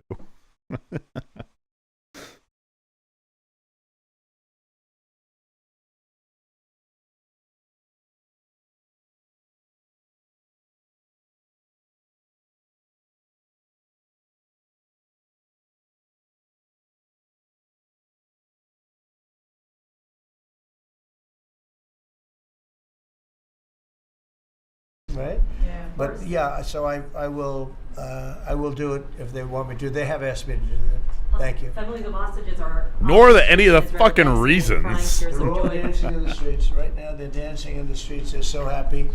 Everybody's happy. They're dancing in the streets DNA of might go crazy. Arab countries, Muslim countries. I've never seen Forget. anything like it. Everybody is happy. It's been really amazing. Thank you. President Trump, on the international peacekeeping force that's going to deploy to Gaza soon, do you expect that Pakistan, Turkey, other countries to contribute forces? Has that become firmed up? And also, the shutdown, it seems like in the House there's a majority support for a temporary extension of the Obamacare subsidies, perhaps minus the funds for illegal immigrants. Is that how you see the deal to end the shutdown happening? Well, I see the deal just getting extended as we continue to talk, but we're willing to pay because we're paying. You know, it's very simple. We're paying. The Democrats are the ones that caused this problem, and it's a big problem for them. And they have a lot of break in their ranks. But so I see that, you know, I think that'll get worked out. But we want to get back before we do this. We don't want to have a gun held to our head. We don't like that, and the public doesn't like it either. So we want to get back. And I think it's going to work out. I think it's going to work out very well. It's something that shouldn't have happened. This was supposed to take place before the election. You know, this was supposed to take place on September 28th before the election. We shouldn't even be talking about this right now. This is actually something that shouldn't have even happened. Yeah, please. Mr. President, looking ahead, what guarantees Hamas disarms and that Israel doesn't resume bombing once the hostages Well, the first thing we're doing is getting our hostages back, okay? And that's what people wanted more than anything else. They wanted these hostages back that have lived in hell like nobody has ever even dreamt possible. And after that, we'll see. But they've agreed to things, and I think it's going to move along pretty well. But what is phase two? Well, I'm not going to talk about that because you sort of know what phase two is, but there will be disarming, there will be pullbacks, there will be a lot of things that are happening. You know, I gave you a whole list of 20. Where the fuck is Blueprint? Things that will take place. And I think it'll take place, and I think you're going to end up with peace in the Middle East. But we have to get our hostages back. And we weren't going to do it at the end. We're going to do it at the beginning. We said we want them at the beginning. We're not doing it. You know, we got the hostages back. We did, as a group with Steve and Jared and Marco and me and all of us. We got the hostages back. We got many of them back. Many, unfortunately, were dead. But we got many back that are now living with their families, with their parents in many cases, and with their husbands, families, wives. Many of them, they celebrate all over. They're the ones that are celebrating the loudest. They're all over. There are a lot of them that we got out. But the last 20, and I always said the last ones are going to be the most difficult. But it's been a very big deal getting the hostages out. But the rest is going to take place too. And can you promise Palestinians they will be able to stay? Well, they know exactly what we're doing. We're going to create something where people can live. You can't live right now in Gaza. The place is it's a horrible situation. Nobody's ever seen. Well, yeah, but he's not going to say that because I don't think Trump would stop weapons to Israel. I think he'd sooner try and find a way to blame Palestinians, potentially. I don't know. Because he's so fucking sporadic. Seen anything like it. So, yeah, we're going to create better conditions for people. Yeah, please. Mr. President, excuse me, what kind of security guarantees is the United States going to make for Gaza? Well, we're going to work with very wealthy countries that love people, frankly. I know them very well. They love people, but they love Arab people, and they love Muslims, and they love, I think right now they love everybody, and they're immensely wealthy, and they're going to be involved in putting up money, and for them it's a small amount of money. For somebody else it's a large amount of money, but you know, these are the wealthiest countries in the world, and they'll be very much involved in making it as good as possible. And what's your take now on a two-state solution, sir? Just to follow up on that. On what? What That's a is good your question. view now on a two-state solution today? I don't have a view. I'm going to go with what they agree to. Mr. President, given They agreed to a pathway to potentially maybe state. Fucking So you didn't read your plan. You have no idea what's in the fucking plan. Some tough provisions for Israel in this agreement. Are you at all concerned that Bibi Netanyahu may not continue in his post and be deposed? That Bibi may go a little bit out of whack. That he may no longer be prime minister. Look, that's politics. It could be. I don't know. I think he's very popular right now. He's much more popular today than he was 5 days ago. What, sorry, isn't Netanyahu like not popular at all? I can tell you. Right now, I think maybe people shouldn't run against him. 5 days ago, it might not have been a bad idea. No, Bibi's become. This has been a very good thing. I don't think he did it for that reason. Okay, but I think. Just looking as an analyst would look at this, I think Bibi should be very popular right now. Yeah, please. What will happen if Hamas says that it cannot locate or was not able to find all of the deceased hostages' bodies within the time? Well, we'll have to see. I think that's going to be, it's largely been answered. We know where most of them are. Actually, the bodies are a bigger problem.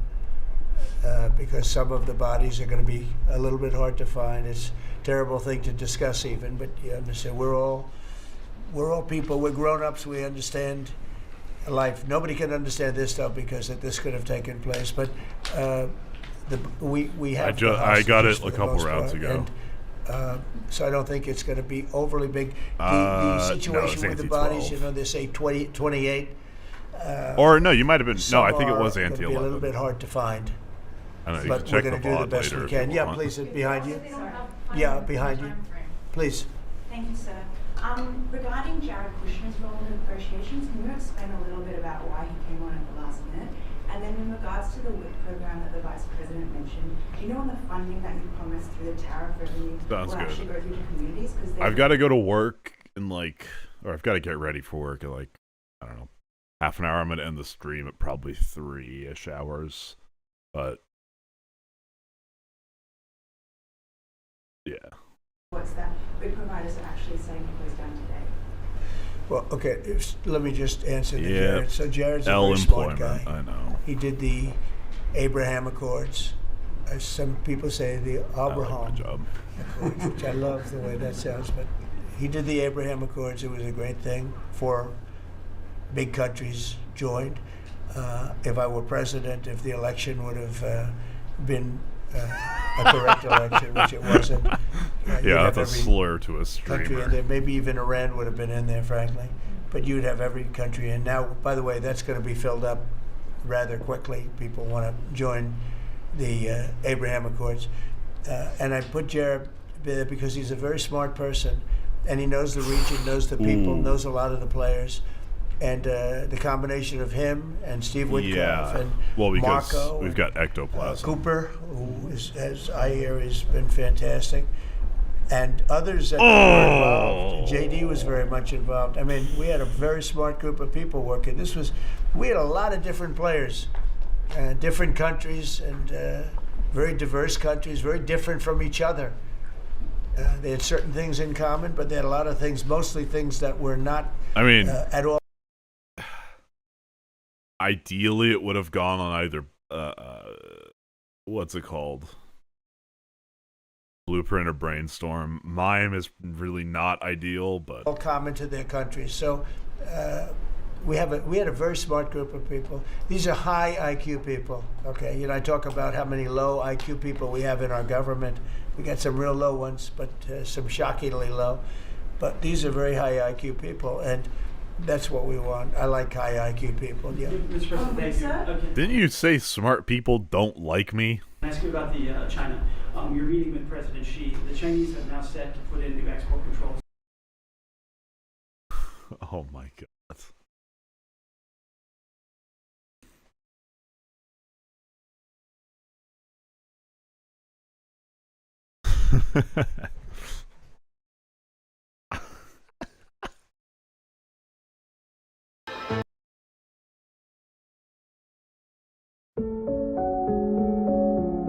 Okay, let me finish this. This is almost done, then we'll watch that. On rare earth minerals, and they've stopped buying soybeans from the U.S. What do you hope to get out of that meeting now?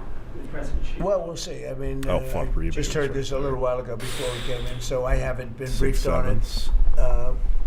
Oh, I will take one of you. Export. I mean, look, we have the ultimate export. We have import, and we have export. We import from China massive amounts, and He's like maybe we'll have to stop retarded. doing that. But I don't know exactly what it is.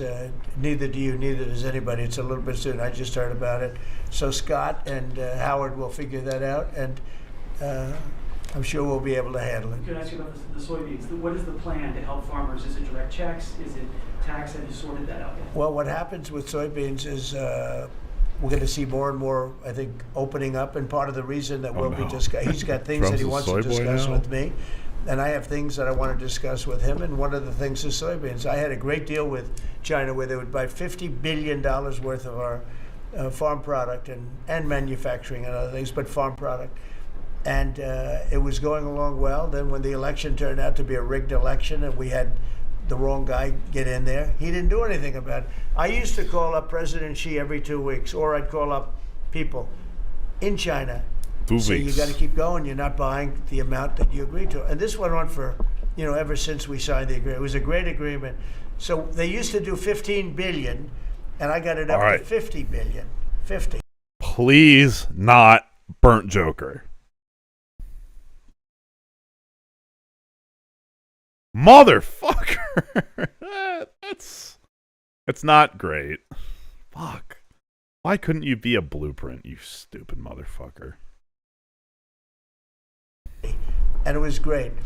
Then when Biden got in, they just never adhered to the agreement, and nobody in Biden's group, as you can imagine, did anything about it. So it just sat there for 4 years, and they didn't adhere to the agreement. And we, it's hard to go back after 4 years of nobody calling them, but I used to call them every 2 weeks. I'd say, you're a little low, or I appreciate it. Oftentimes I'd say, thank you very much. You are totally adhering to the agreement. But we had an agreement. They would buy $50 billion worth of our product, mostly farm product. And the farm, remember I said to the farmers, buy larger tractors and more land. And that's exactly what happened. They did well. But we do suffer. I'd like you to discuss that maybe for a second, Brooke. Sure. Very quickly, by the way. Yes, sir.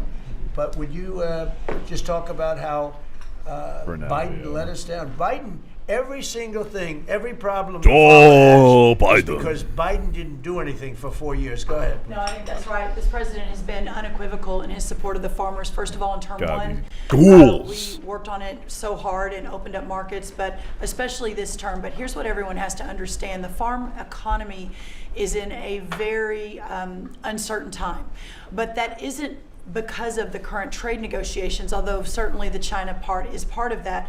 But we inherited a slew of issues. First of all, as the president said, when we left Trump 1, we had an agriculture trade surplus. When we came back for Trump 2, it was a $50 billion ag deficit. That isn't everything, that's just agriculture. The second part is the cost of inputs for our farmers increased on average between 30 and 38%, but that includes fertilizer, it includes fuel, it includes interest rates, it includes labor. All of this came about under Joe Biden, a 47% increase in the cost of labor that now Secretary Chavez-DeRimmer and Noam and I are working on. Fuel is coming down, thank you. Interest rates, thankfully, are coming down. A 73% increase in interest rates for our farmers. They couldn't get loans to make sure they could move forward. So that's all really, really important. And I think we have to realize what the president's commitment is this, that we're moving into an era of rural prosperity, of a golden age for our farmers in rural America. The trade renegotiations and the trade realignment that Jameson and Scott and Howard have led with the president's leadership is unlike anything that's happened in the history of our country. And those that will benefit the most are the original Americans, our farmers and our ranchers. The president has committed, if we need a bridge, he has talked about that to get us from the Biden years to the new Trump era. That's what we're working on every day. We've got to get the government reopened so that we can move forward on that. And once we do, we'll be able to move out a significant program to help our farmers. Long term, we have to change this big money, big money, big money. Government. We've got to stop giving me mime to sell, and it's a national security issue and onshoring a lot of the food as well. So, sir, thank you. Thank you, everybody. I think that's enough. Thank you, press. Thank you, press. Let's go. Thank you, guys. The country is. The Onion. Hey Don, it's Jeffrey Epstein calling from jail again. Sorry I missed you. You're probably busy being the president. Look, I just wanted to remind you that we're best friends, and tomorrow I'm gonna tell the whole world that you're a pedophile just like me. Unless, of course, something bad happens to me tonight. But I'll probably be fine. Breaking news tonight regarding Jeffrey Epstein. The embattled financier, once alive, now dead. The story of Jeffrey Epstein is so unbelievable, it's almost hard to believe. I don't understand it. Who was Jeffrey Epstein? How could he get away with this? What did he even do? Know what I'm saying? Is he really dead? Was he ever even alive to begin with? What did he do? Where did he live? Was Jeffrey his first name or was Epstein his last name? How deep does this go? Who is Jeffrey Epstein? Who is Jeffrey Epstein? Who is Jeffrey Epstein? I don't know. Jeffrey Epstein is in custody tonight. I never had the privilege of going to his island. Some are now saying Epstein might be a pedophile. Could this be the end of Jeffrey Epstein? This will be Jeffrey's last season with the Chicago Bulls. How deep does this go?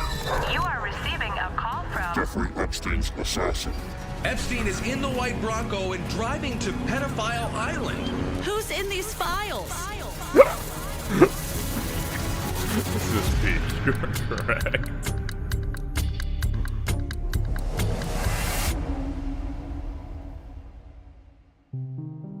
Yeah, I'll reroll. People still have a lot of unanswered questions about Jeffrey Epstein. Like how, for so long, was a rich, powerful white man able to get away with something like this? But to truly understand Jeffrey Epstein, we have to go back to the beginning.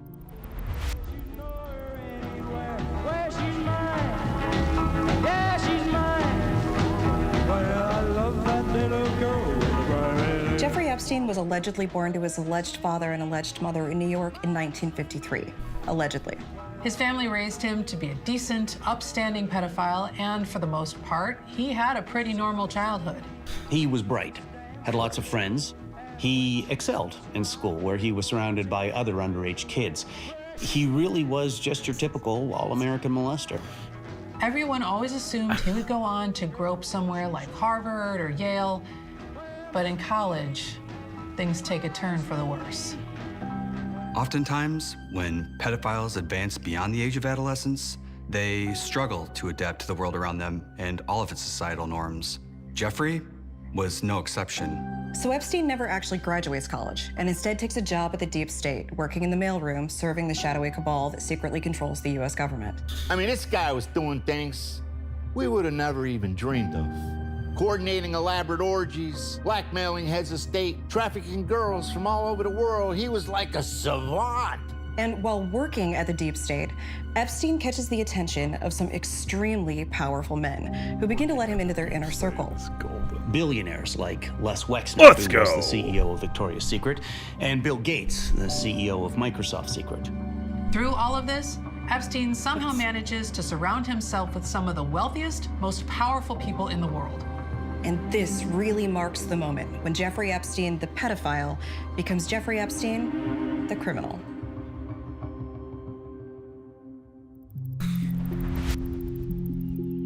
I need a fucking bear in here. Holy shit. Run is gonna go nowhere with that. Before I began investigating Jeffrey Epstein at the Miami Herald, I was a beat writer for the Pedophile Island Tribune. At the time, Epstein was sort of known for throwing these lavish, expensive molesting parties. But when I started looking into it, I quickly discovered that I was the only person on the island who wasn't a sex slave. That's when I knew something was off. Epstein was frequently flying clients out to his island, people like Prince Andrew, allegedly, Kevin Spacey, allegedly, Chris Tucker, Stephen Hawking, Bill Clinton, allegedly. But the only real proof we had was a big guest book on Epstein's jet everyone signed, rating the experience out of 5 and giving constructive feedback on the orgies. But that only proves so much. For example, we didn't know who rode on Epstein's transcontinental pedophile railroad into his lodge in Sex Canyon. or aboard his pedophile cruise ship, the Hyman's Majesty, or on his impractical handjob handcar, or his private space shuttle, the Molester Galactic. But behind all the zero-gravity, underage massages, there was something even more sinister going on within Epstein's inner circle. Oh, it was a total boys' club. Just a complete sausage party. I knew Jeff back then, and he knew I loved molesting kids and that I wanted a seat on the Lolita Express more than anything. But he shut me out just because I was a woman. It was sexism, pure and simple. Disgusting. By this point in the investigation, we had ascertained that Mr. Epstein's criminal organization worked much like a pyramid scheme. Epstein, of course, was at the top, luring in wealthy clients. At his right hand was Epstein's beloved cockatiel, Corky, who he never left home without, all the way down to Mr. Tyler Fitzsimmons, Epstein, who he never left home without, all the way down to... So we've got the Ninja Turtles, Bin Laden. I can't believe I'm blanking on his name. Gorbachev? Lincoln? Rasputin, maybe? The guy, inventor of Garfield? I don't know who this is meant to be. Mr. fucking Met?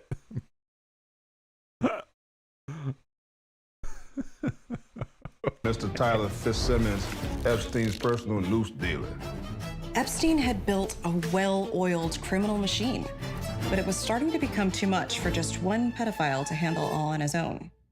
And of course, behind every great male sex trafficker, there's an even greater female sex trafficker. Enter Ghislaine Maxwell.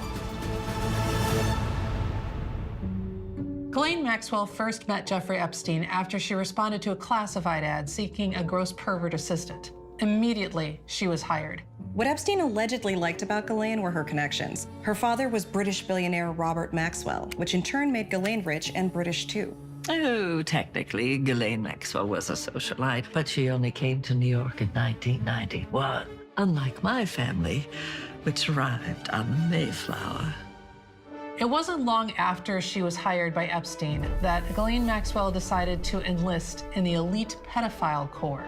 At that point, a woman had never completed Epstein's training before. It was grueling. You had to be able to run 5 miles through the mud with a 90-pound girl on your back. They wanted to break you. Nevertheless, she persisted. Not only did she complete the program, but she graduated at the top of her class. Ghislaine Maxwell was now officially graduated at the top of her class. Pushing a kid on a swing. Ghislaine Maxwell was now officially a pedophile. She sure showed those boys.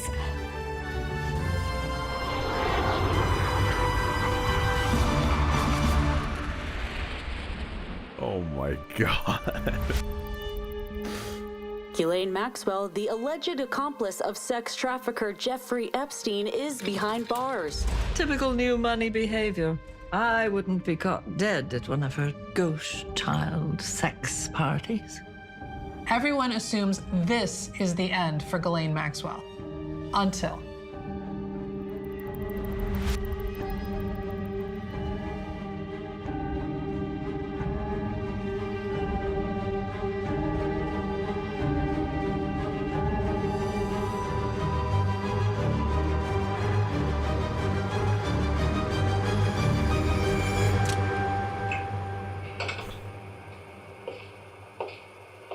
Maxwell? Ghislaine. Ghislaine. I could have swore it was Elaine.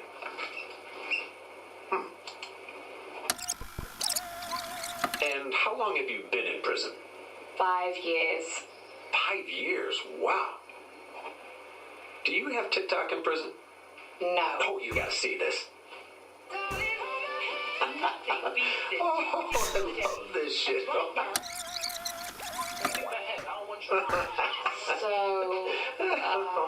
Huh? Oh, right, yeah. We need you to help us cover up some of Donald Trump's crimes. Bellatrose Peak, man. Wow.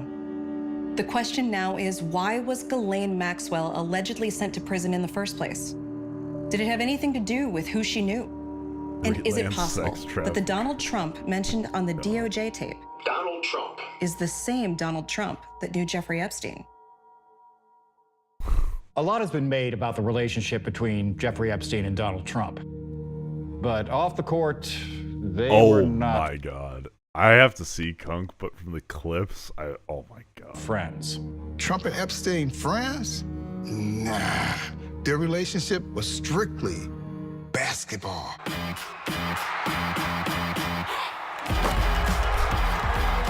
In the 90s, I gotta go to work in like an hour, so I don't have time to like get up and running for BG3. The new schedule is gonna be a little wonky. It'll be streams in the morning, and then I got work, and I don't know if you'll be up at like 8 or 9 p.m., but I could play Baldur's Gate then. Oh.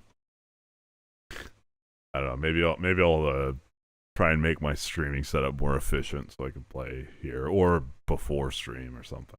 Basketball. I mean, he was the weekend. I forgot more those exist. than basketball. He was a phenomenon. Oh, yeah. I had a pair of Epsteins. Everyone did. He was changing the game, on and off the court. Now, some people say he never would have won all those championships without Dershowitz.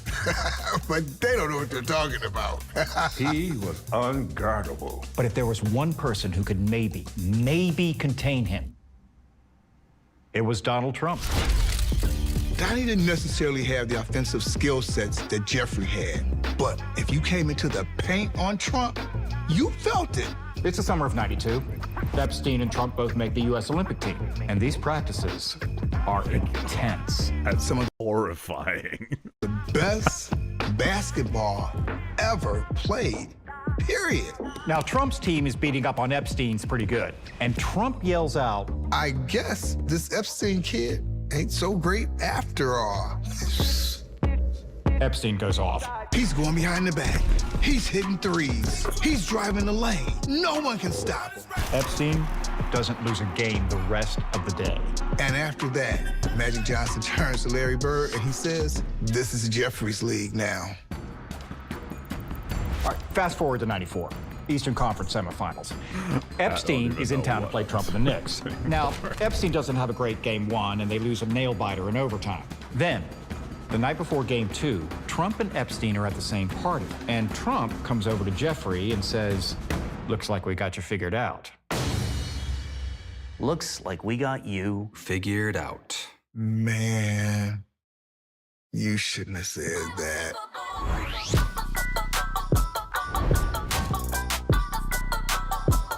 Trump retires in '95, and the two never really speak after that. But a few years later, in '98, Epstein's last game in the Garden, he scores 48 points. And who's in the crowd watching? Donald Trump.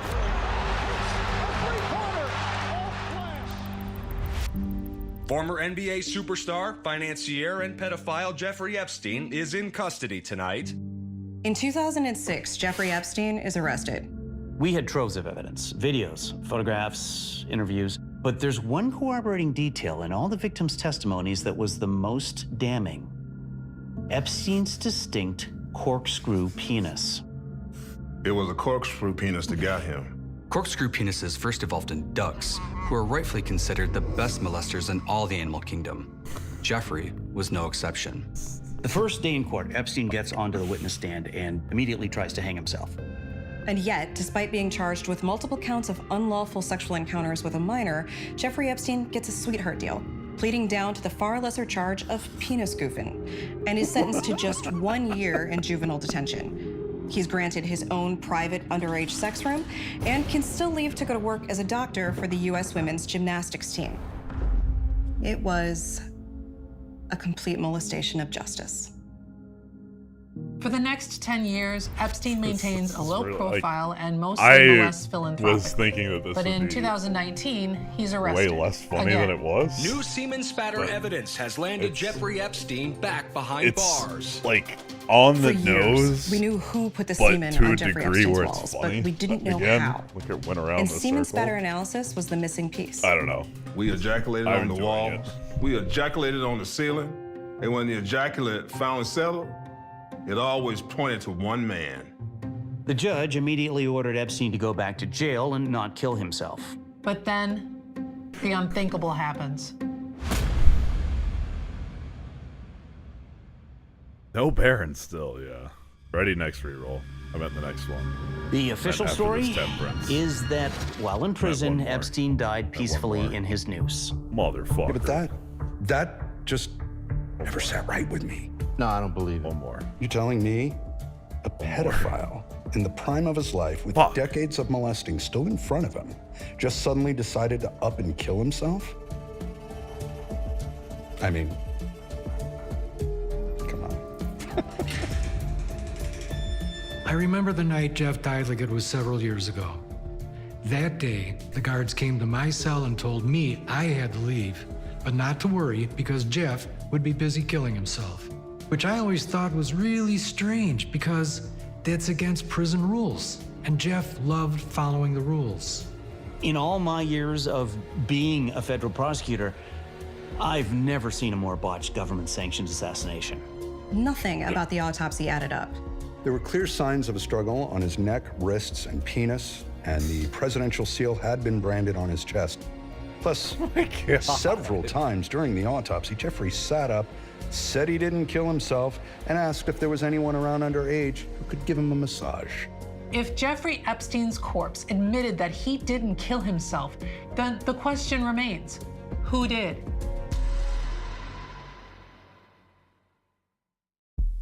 At 6:30 a.m., guards at the Metropolitan Correctional Center find Jeffrey Epstein dead.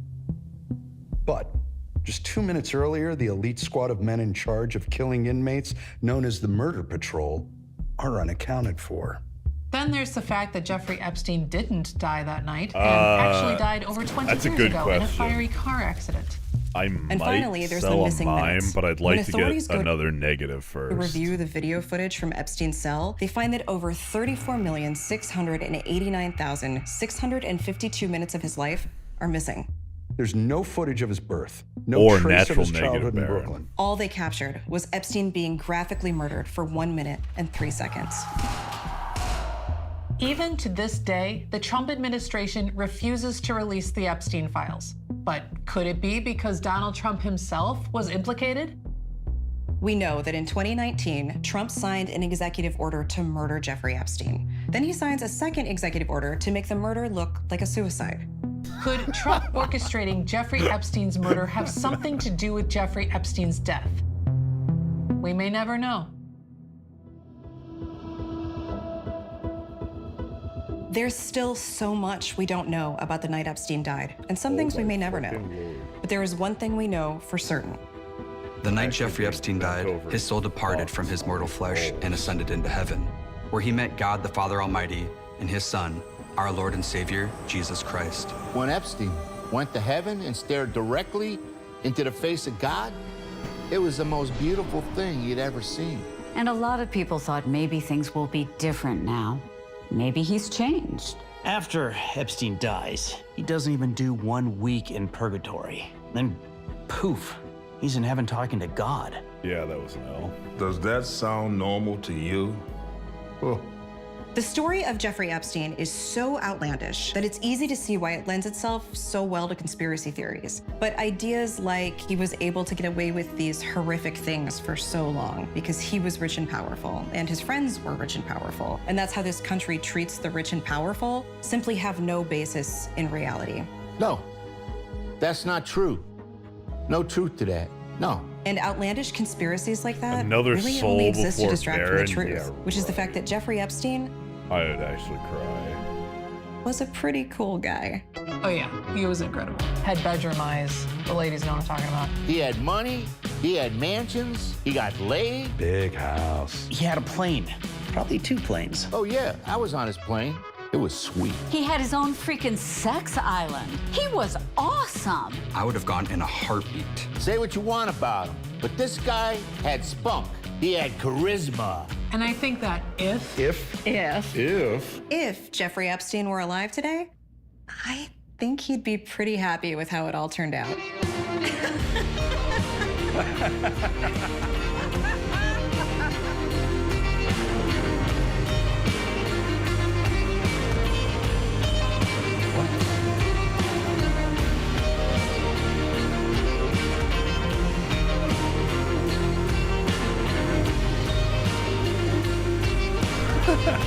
What are all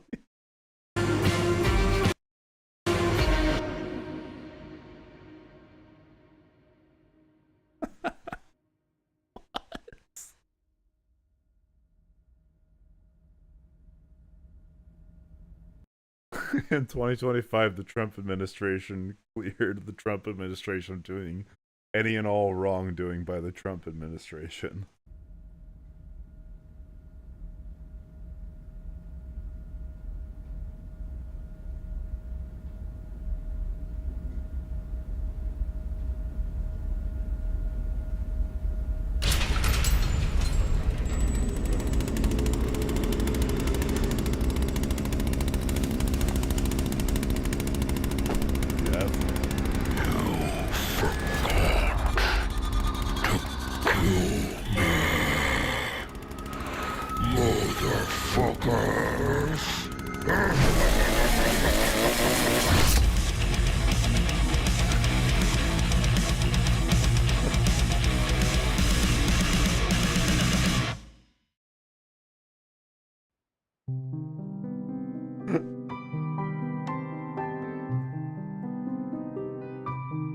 Oh my god.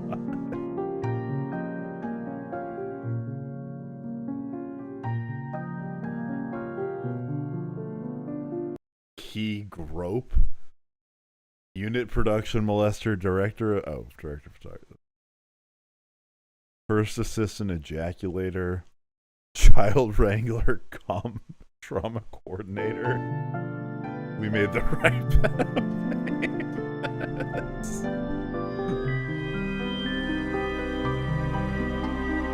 Jizz colorist. Lighting stand, Stephen Hawking.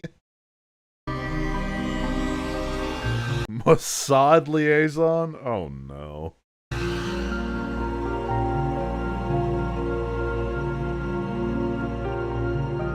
Harvey Weinstein.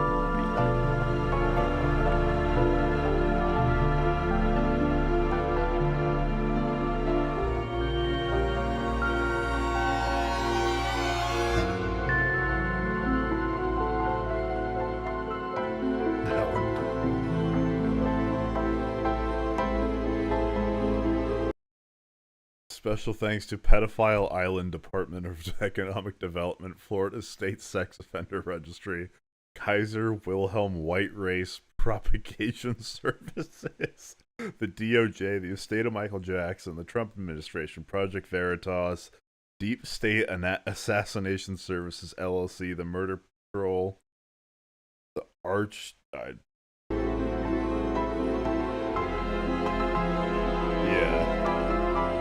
Well, they also lived in Palm Beach, Florida.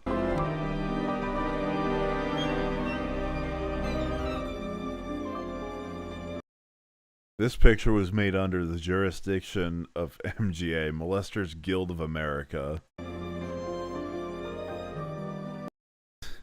No adults were harmed in the making of this film. Right. Alright, this was a good shout. This was funny. I was not expecting to laugh very hard. Like, just by nature of it's like something produced. But that was good. Back to the run. Now I'm gonna edge your nan-nymph. You'll see it slowly creep.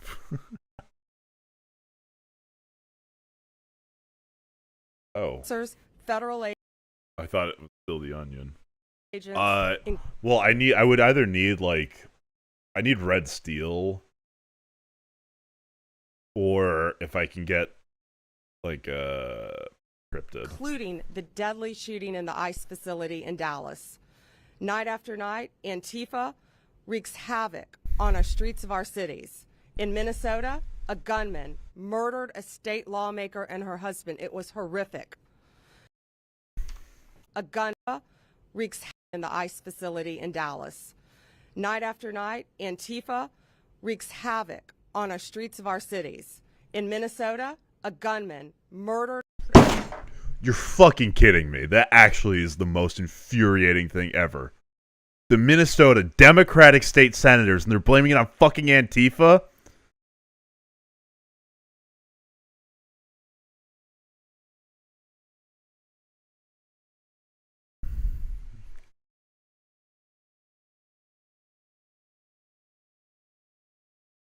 A state lawmaker and her husband. It was horrific.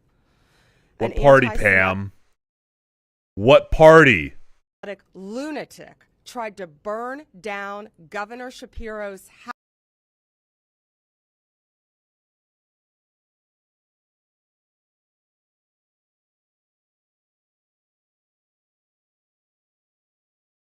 These are not human beings. These people have no fucking soul. Are you serious?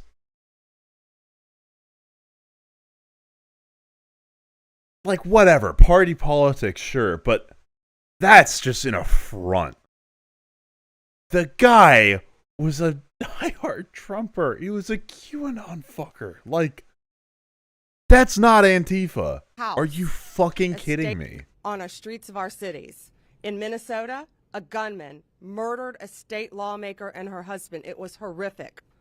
Put that on it. An anti-Semitic lunatic tried to burn down Governor Shapiro's house while he was in it with his wife and young Also urged his family to vote for MAGA, just saying. children. This week, authorities arrested a man outside a... This is the first time that they've acknowledged violence against Democrats. And they won't mention that they're Democrats, and they're blaming Antifa. There is a special place in hell. Catholic Church in Washington, D.C., with hundreds of explosive devices. And on September 10th, our nation stopped in its tracks with the assassination of Charlie Kirk. We miss him dearly. I can't believe we gave them a day or two of grace for that. Fortunately, I'm here today to talk about similar threats that were made against Benny Johnson and his wife, Kate. Benny's a well-known media personality, carrying a message very similar to Charlie's, grounded largely in faith and love of country. What do the comments say? Just days after Charlie's assassination, Benny received Get them, a Pam. letter at his Thanks, home Pam. where he and Kate are raising their beautiful, beautiful young family. The author of this letter made it very clear I don't know if I that he saved hated this. Benny because of his views, and he wanted Benny dead. This was a coward hiding behind a keyboard who thought he could get away with this. That's why we're standing up here today. You are not going to get away with threatening people in this way. And I'm proud to announce that we have arrested the author of this letter. George Isbell Jr. was taken into custody this morning, and we are charging him federally with mailing threatening communications. It is a crime, and if convicted, he is going to prison. This was incredible teamwork. I don't know if you've ever seen Benny the image called where me it's right like, away. again, it just says based. I made a little edit to it. Oh my God. Hey, Chief Burkhoff, thank you. You were on it right away. Matt Fodor and all the FBI agents. Thank you, U.S. Attorney Kehoe. All of the U.S. Postal Service, FBI, state and local law enforcement working together. This is what it's about. And we are going to catch you if you think you can do something like this. We don't care if you're across the country in California. We will find you. We will arrest you. We will. And if only some great American patriot could bail this guy out and ask him some questions. Extradite you, and we will bring you to justice. We cannot allow this political violence to continue any longer. This arrest will serve as a reminder to many. Do not do this. We will find you. Wow. Greg Kehoe is going to give some details of the incident, of the horrible crime. And we're not going to get into specifics of what's in the letter. It's pretty horrific, and it's now a pending case. But I just want to thank all of the law enforcement officers standing behind me. And I want to thank Benny and Kate for standing so strong and fighting for their views and not cowering in fear, but coming out and supporting their faith and their values. Thank you. Thank you, General. Just preliminarily, I'm Greg Kehoe, the U.S. Attorney for the Middle District of Florida. I just want to introduce some of the individuals that are here at the podium so you can put names to faces, and they have all participated in this. As the General has said, this was a coordinated effort. In my far right is Rodney Crawford. He's the Assistant Special Agent in charge of the FBI. Next to him is Blad Rojo, who is the Inspector in charge for the Postal Service, and Mark Glass is behind me. Right behind me, he is the Commissioner of FDLE, and last but certainly not least is Chief Lee Burkhaw of the Tampa Police Department. Often we talk about coordinated, organized efforts by law enforcement to get something done, and I will tell you this is a textbook example of that. This letter came in to Mr. Johnson and his wife. They immediately contacted the Tampa Police Department. Lee Burkhaw. Someone tell me if I'm mishearing that first part. Got on this letter right away. Pulled in the FBI, pulled in FDLE. The Postal Service was able to track where this letter was sent from in San Diego in a miraculously quick period of time. FDLE turned around the fingerprints that were obtained from the particular letter to identify George Russell Isbell on this matter, and there was an arrest by the FBI who was coordinating this outside the San Diego area in conjunction with the local U.S. Attorney's Office, the FBI in San Diego, and last but not least, the San Diego Police Department. What we have here, and you can look at the complaint that has been filed and that is before you, is a vicious, horrific letter threatening Mr. Johnson and his family, sent to Mr. Johnson's house. In the complaint that you'll see, and also it attaches Isbell's letter, he is calling for the extermination of Mr. Johnson, that he should be strangled by an American flag, that he hoped somebody blows his head off, and then some vicious comments thereafter. Ladies and gentlemen, we have been at this podium many times before, and I say this and I say it again to echo what the Attorney General has just said and what the Attorney General has said throughout the country when similar instances have come up. Such conduct will simply not be tolerated. It will not be tolerated. If you send a communication to anyone, okay, this is where we might be able to get Nan in. Where you are threatening individuals with harm, I doubt you it, will be prosecuted by the United States Department of Justice. And you will be prosecuted while we bring all of the joint assets of law enforcement, as you see here, the Tampa Police Department, the Florida Department of Law Enforcement, the United States Postal Service, and of course, coordinating this is the Federal Bureau of Investigation. So the word should go out, and it should be no mistake that if you decide at any point, at any time, to write such a thing and send it over the wires, or in this instance, put it in the mails, you will be prosecuted and you will be held accountable. If we can just take a couple of moments, I know Mr. Johnson wants to make a few comments, and I invite you to do so. Thank you. Thank you. God bless you. Thank you. God, what is fucking... Thank you, officers. 1 month ago today, I witnessed my friend of 10 years, someone who I consider... Wait, no shot. That was already a month ago. Damn. A brother, a loving husband, a devoted father. I witnessed my friend of 10 years, someone who I considered a brother, a loving husband. They were married? A devoted father, a generational leader, get assassinated on a live stream by a left-wing radical. Approximately 1 year ago, I witnessed the So not only are they going to claim that Melissa Hortman and her husband were murdered by an Antifa person, then Benny fucking Cucklord Dicksuck Johnson gets up here and is talking about how bad left-wing violence is. Fucking take an extended vacation somewhere else, please. Holy President of shit. the United States gets shot in the head by a left-wing radical who also took the life of a Trump supporter in front of his daughters and wife. 2 months ago, Christian children kneeling and praying in a church were slaughtered by a left-wing extremist. And 2 weeks ago, federal law enforcement was shot at multiple sniper rounds in a federal facility by a left-wing extremist. If it's happening every single week, is it that extreme? Or has the Democrat Party mainstreamed violence as a political tool? The individual who wrote me described why he wanted me dead.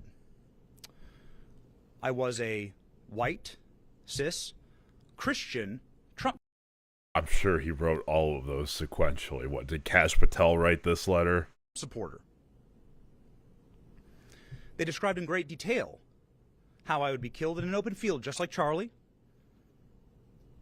how much blood would come out of my head and neck when it was blown off. This individual described orphaning my 4 beautiful children and widowing my wife. Widowing. With great joy. There's a line somewhere. I don't think I've hit it yet, but I don't think I'm far from it. You might want to say another left-wing radical, another extremist. No, And to this that, is every I'd like Democrat. to direct your attention to the state of Virginia, where Democrats have nominated and are about to vote for the chief law enforcement officer in that state, a man who has done the exact same thing. An individual who's calling for the assassination by bullets of Republicans that he disagrees with. No, it won't be. The killing of their children. The slaughtering of, as he says, little fascists. Are my 4 innocent, beautiful children little fascists? Sorry, not for whatever the fuck he's saying. Violence has Barron been is here. by the Democrat Party. It is not extremist, it is mainstream. Yeah, I think I gotta sell And we this need mime. a moment of reckoning here. This has to stop. Papa This John, cycle is that must you? end. Is any Democrat courageous enough to disavow violence?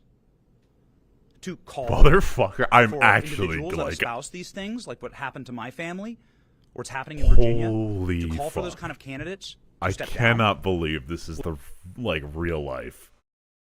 This is the worst segment of anything I've ever seen. It'd be rage bait if they weren't fucking serious and people didn't actually believe these people. Like, this is normal-ish for Benny Johnson to say. The thing I'm genuinely mad about that is actually going to, like, live in my head for a long time is Pam Bondi saying that the person that killed Democratic state senators was Antifa and didn't mention what party those senators are from. That is going to eat at my soul. Will Democrats vote for that? Because if you're voting for that, then implicitly you're encouraging it. You're endorsing it. I don't want political violence. I want peace in my nation. I love this country. I want to be able to debate like Charlie did. I want to be able to raise my family in peace. That is our birthright. But you cannot make peace with evil as a Christian. You cannot unite with people who want you dead. I want unity in this nation. I want to be able to agree on more than what we disagree on. But for that first to happen, we must understand the battle. We are fighting good versus evil, darkness versus light. And good must conquer evil. I'm really feeling the temperature come down, guys. Do not make peace with evil. Nice. To that end, and in conclusion, I would like to thank federal law enforcement, Pam Bondi, Kash Patel, Dan Bongino, the FBI, the DOJ, the Tampa Police Department, the detectives here, with absolute pinpoint accuracy. Wasn't this the guy who was like, when I lived in D.C., every single crime on planet Earth happened right in front of my house? Professionalism, courtesy, swift and tact. They were able to act instantly in order to make sure that my family was safe. Potentially to preserve the lives of my children. And they're doing that for families all around the country in many different ways. Every American should unite behind that cause. No matter who you are, you should say, this is a country where families should be able to raise their children safely, where people can have peaceful disagreements, where we can all live together under one American flag. I just want to profoundly thank the Trump administration and federal law enforcement and local law enforcement for saving my family. I will never forget it. It is the greatest goodness that has ever been done to me. And that is a thing that every American can get behind. The Trump administration making America safe again. God bless them. Thank you. We'll take, do you want to, you have a few questions? Shit. Attorney General, Wait, I'll go left to right. Okay. Attorney General, I do know that it's unfortunate what happened to your family in that letter, but he just described that this is solely put on by the Democratic Party. Do you see it that way? Speak up, little bro. That is caused by the Democratic Party? No, and I just talked about what happened in Minnesota to a Democrat, what happened in Pennsylvania. Oh, you do know! To a Democrat governor. No, this was a left-wing radical. Oh my god. This woman is evil. Holy fuck. How? How do you do this? How do you go and say this?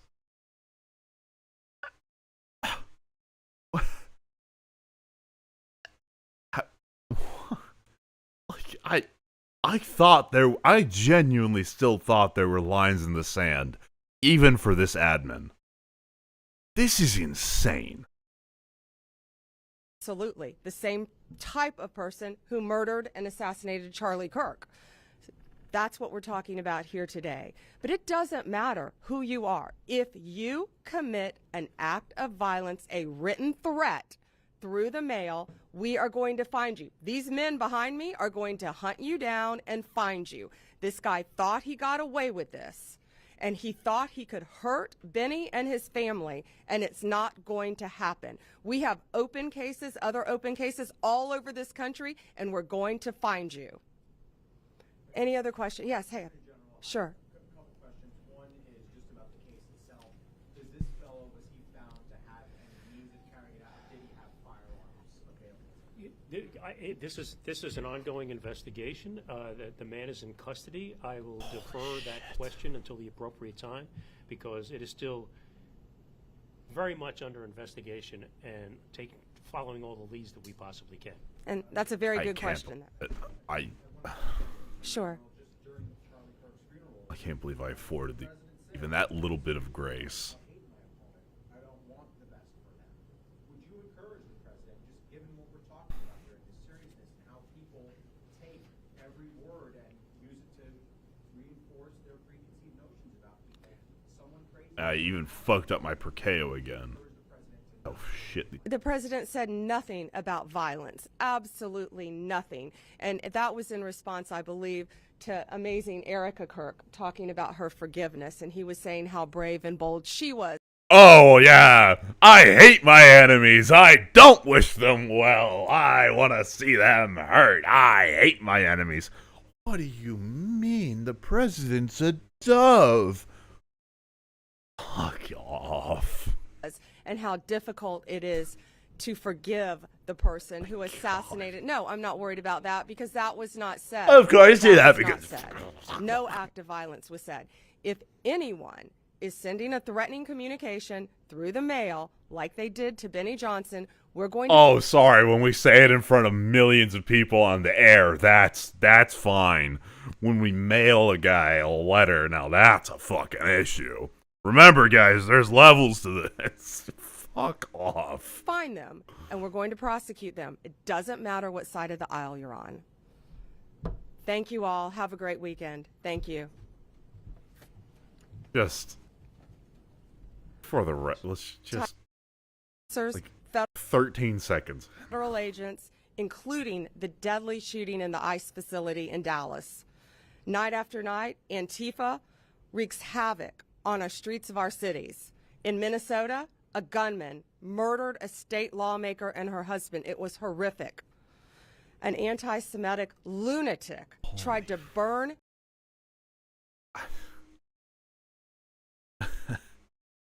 That is so fucking crazy.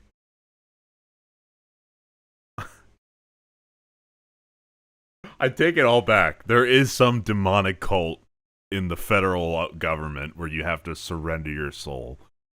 Holy fuck. Down Governor Shapiro's house while he was in it with his wife and young children. Okay.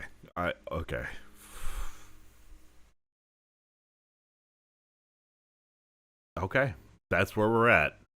Welcome to the United States.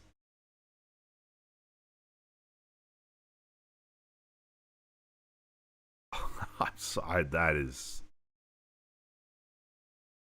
I'm ending stream there. If I watch more shit, I'm actually going to crash the fuck out. I cannot believe that's real.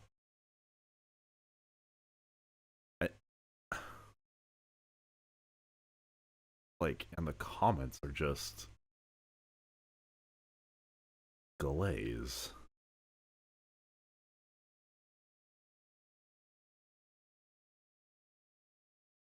So many Democrats are literally, it's only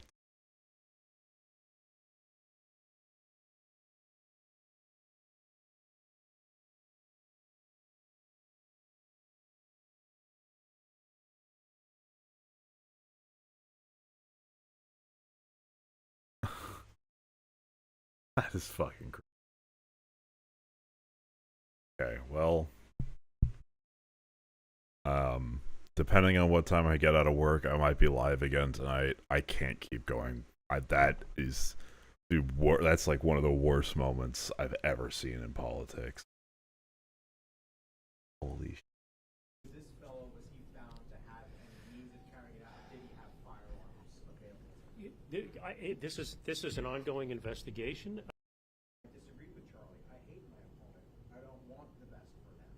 Would you encourage the president, just given what we're talking about here and the seriousness and how people take every word and use it to reinforce their preconceived notions about people? Someone crazy could act on words like that. Would you encourage the president to not say things like that? The president said nothing about that. There have been cases all over this country. It's not with this. Behind me are going to threat.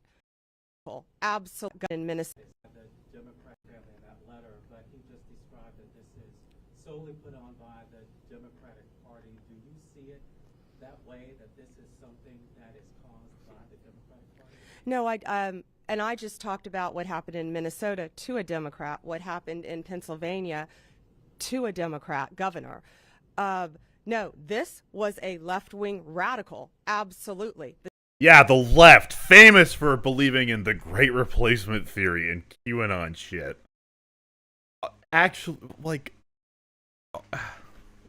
Tim Walz appointed him to a position. Yeah, Tim Walz's staffer chose one guy running for one position. Okay. You don't have to pick people across party lines. And for micro offices 20 years ago, maybe, so fucking what? The guy had a list of 34 Democratic politicians. And no King's addresses, protest addresses.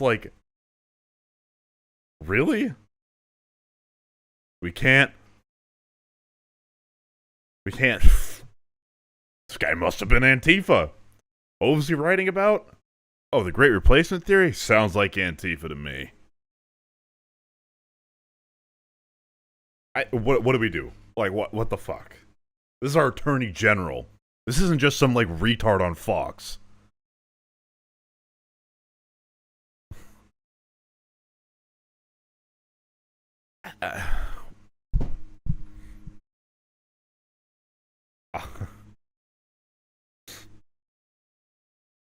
Oh my god.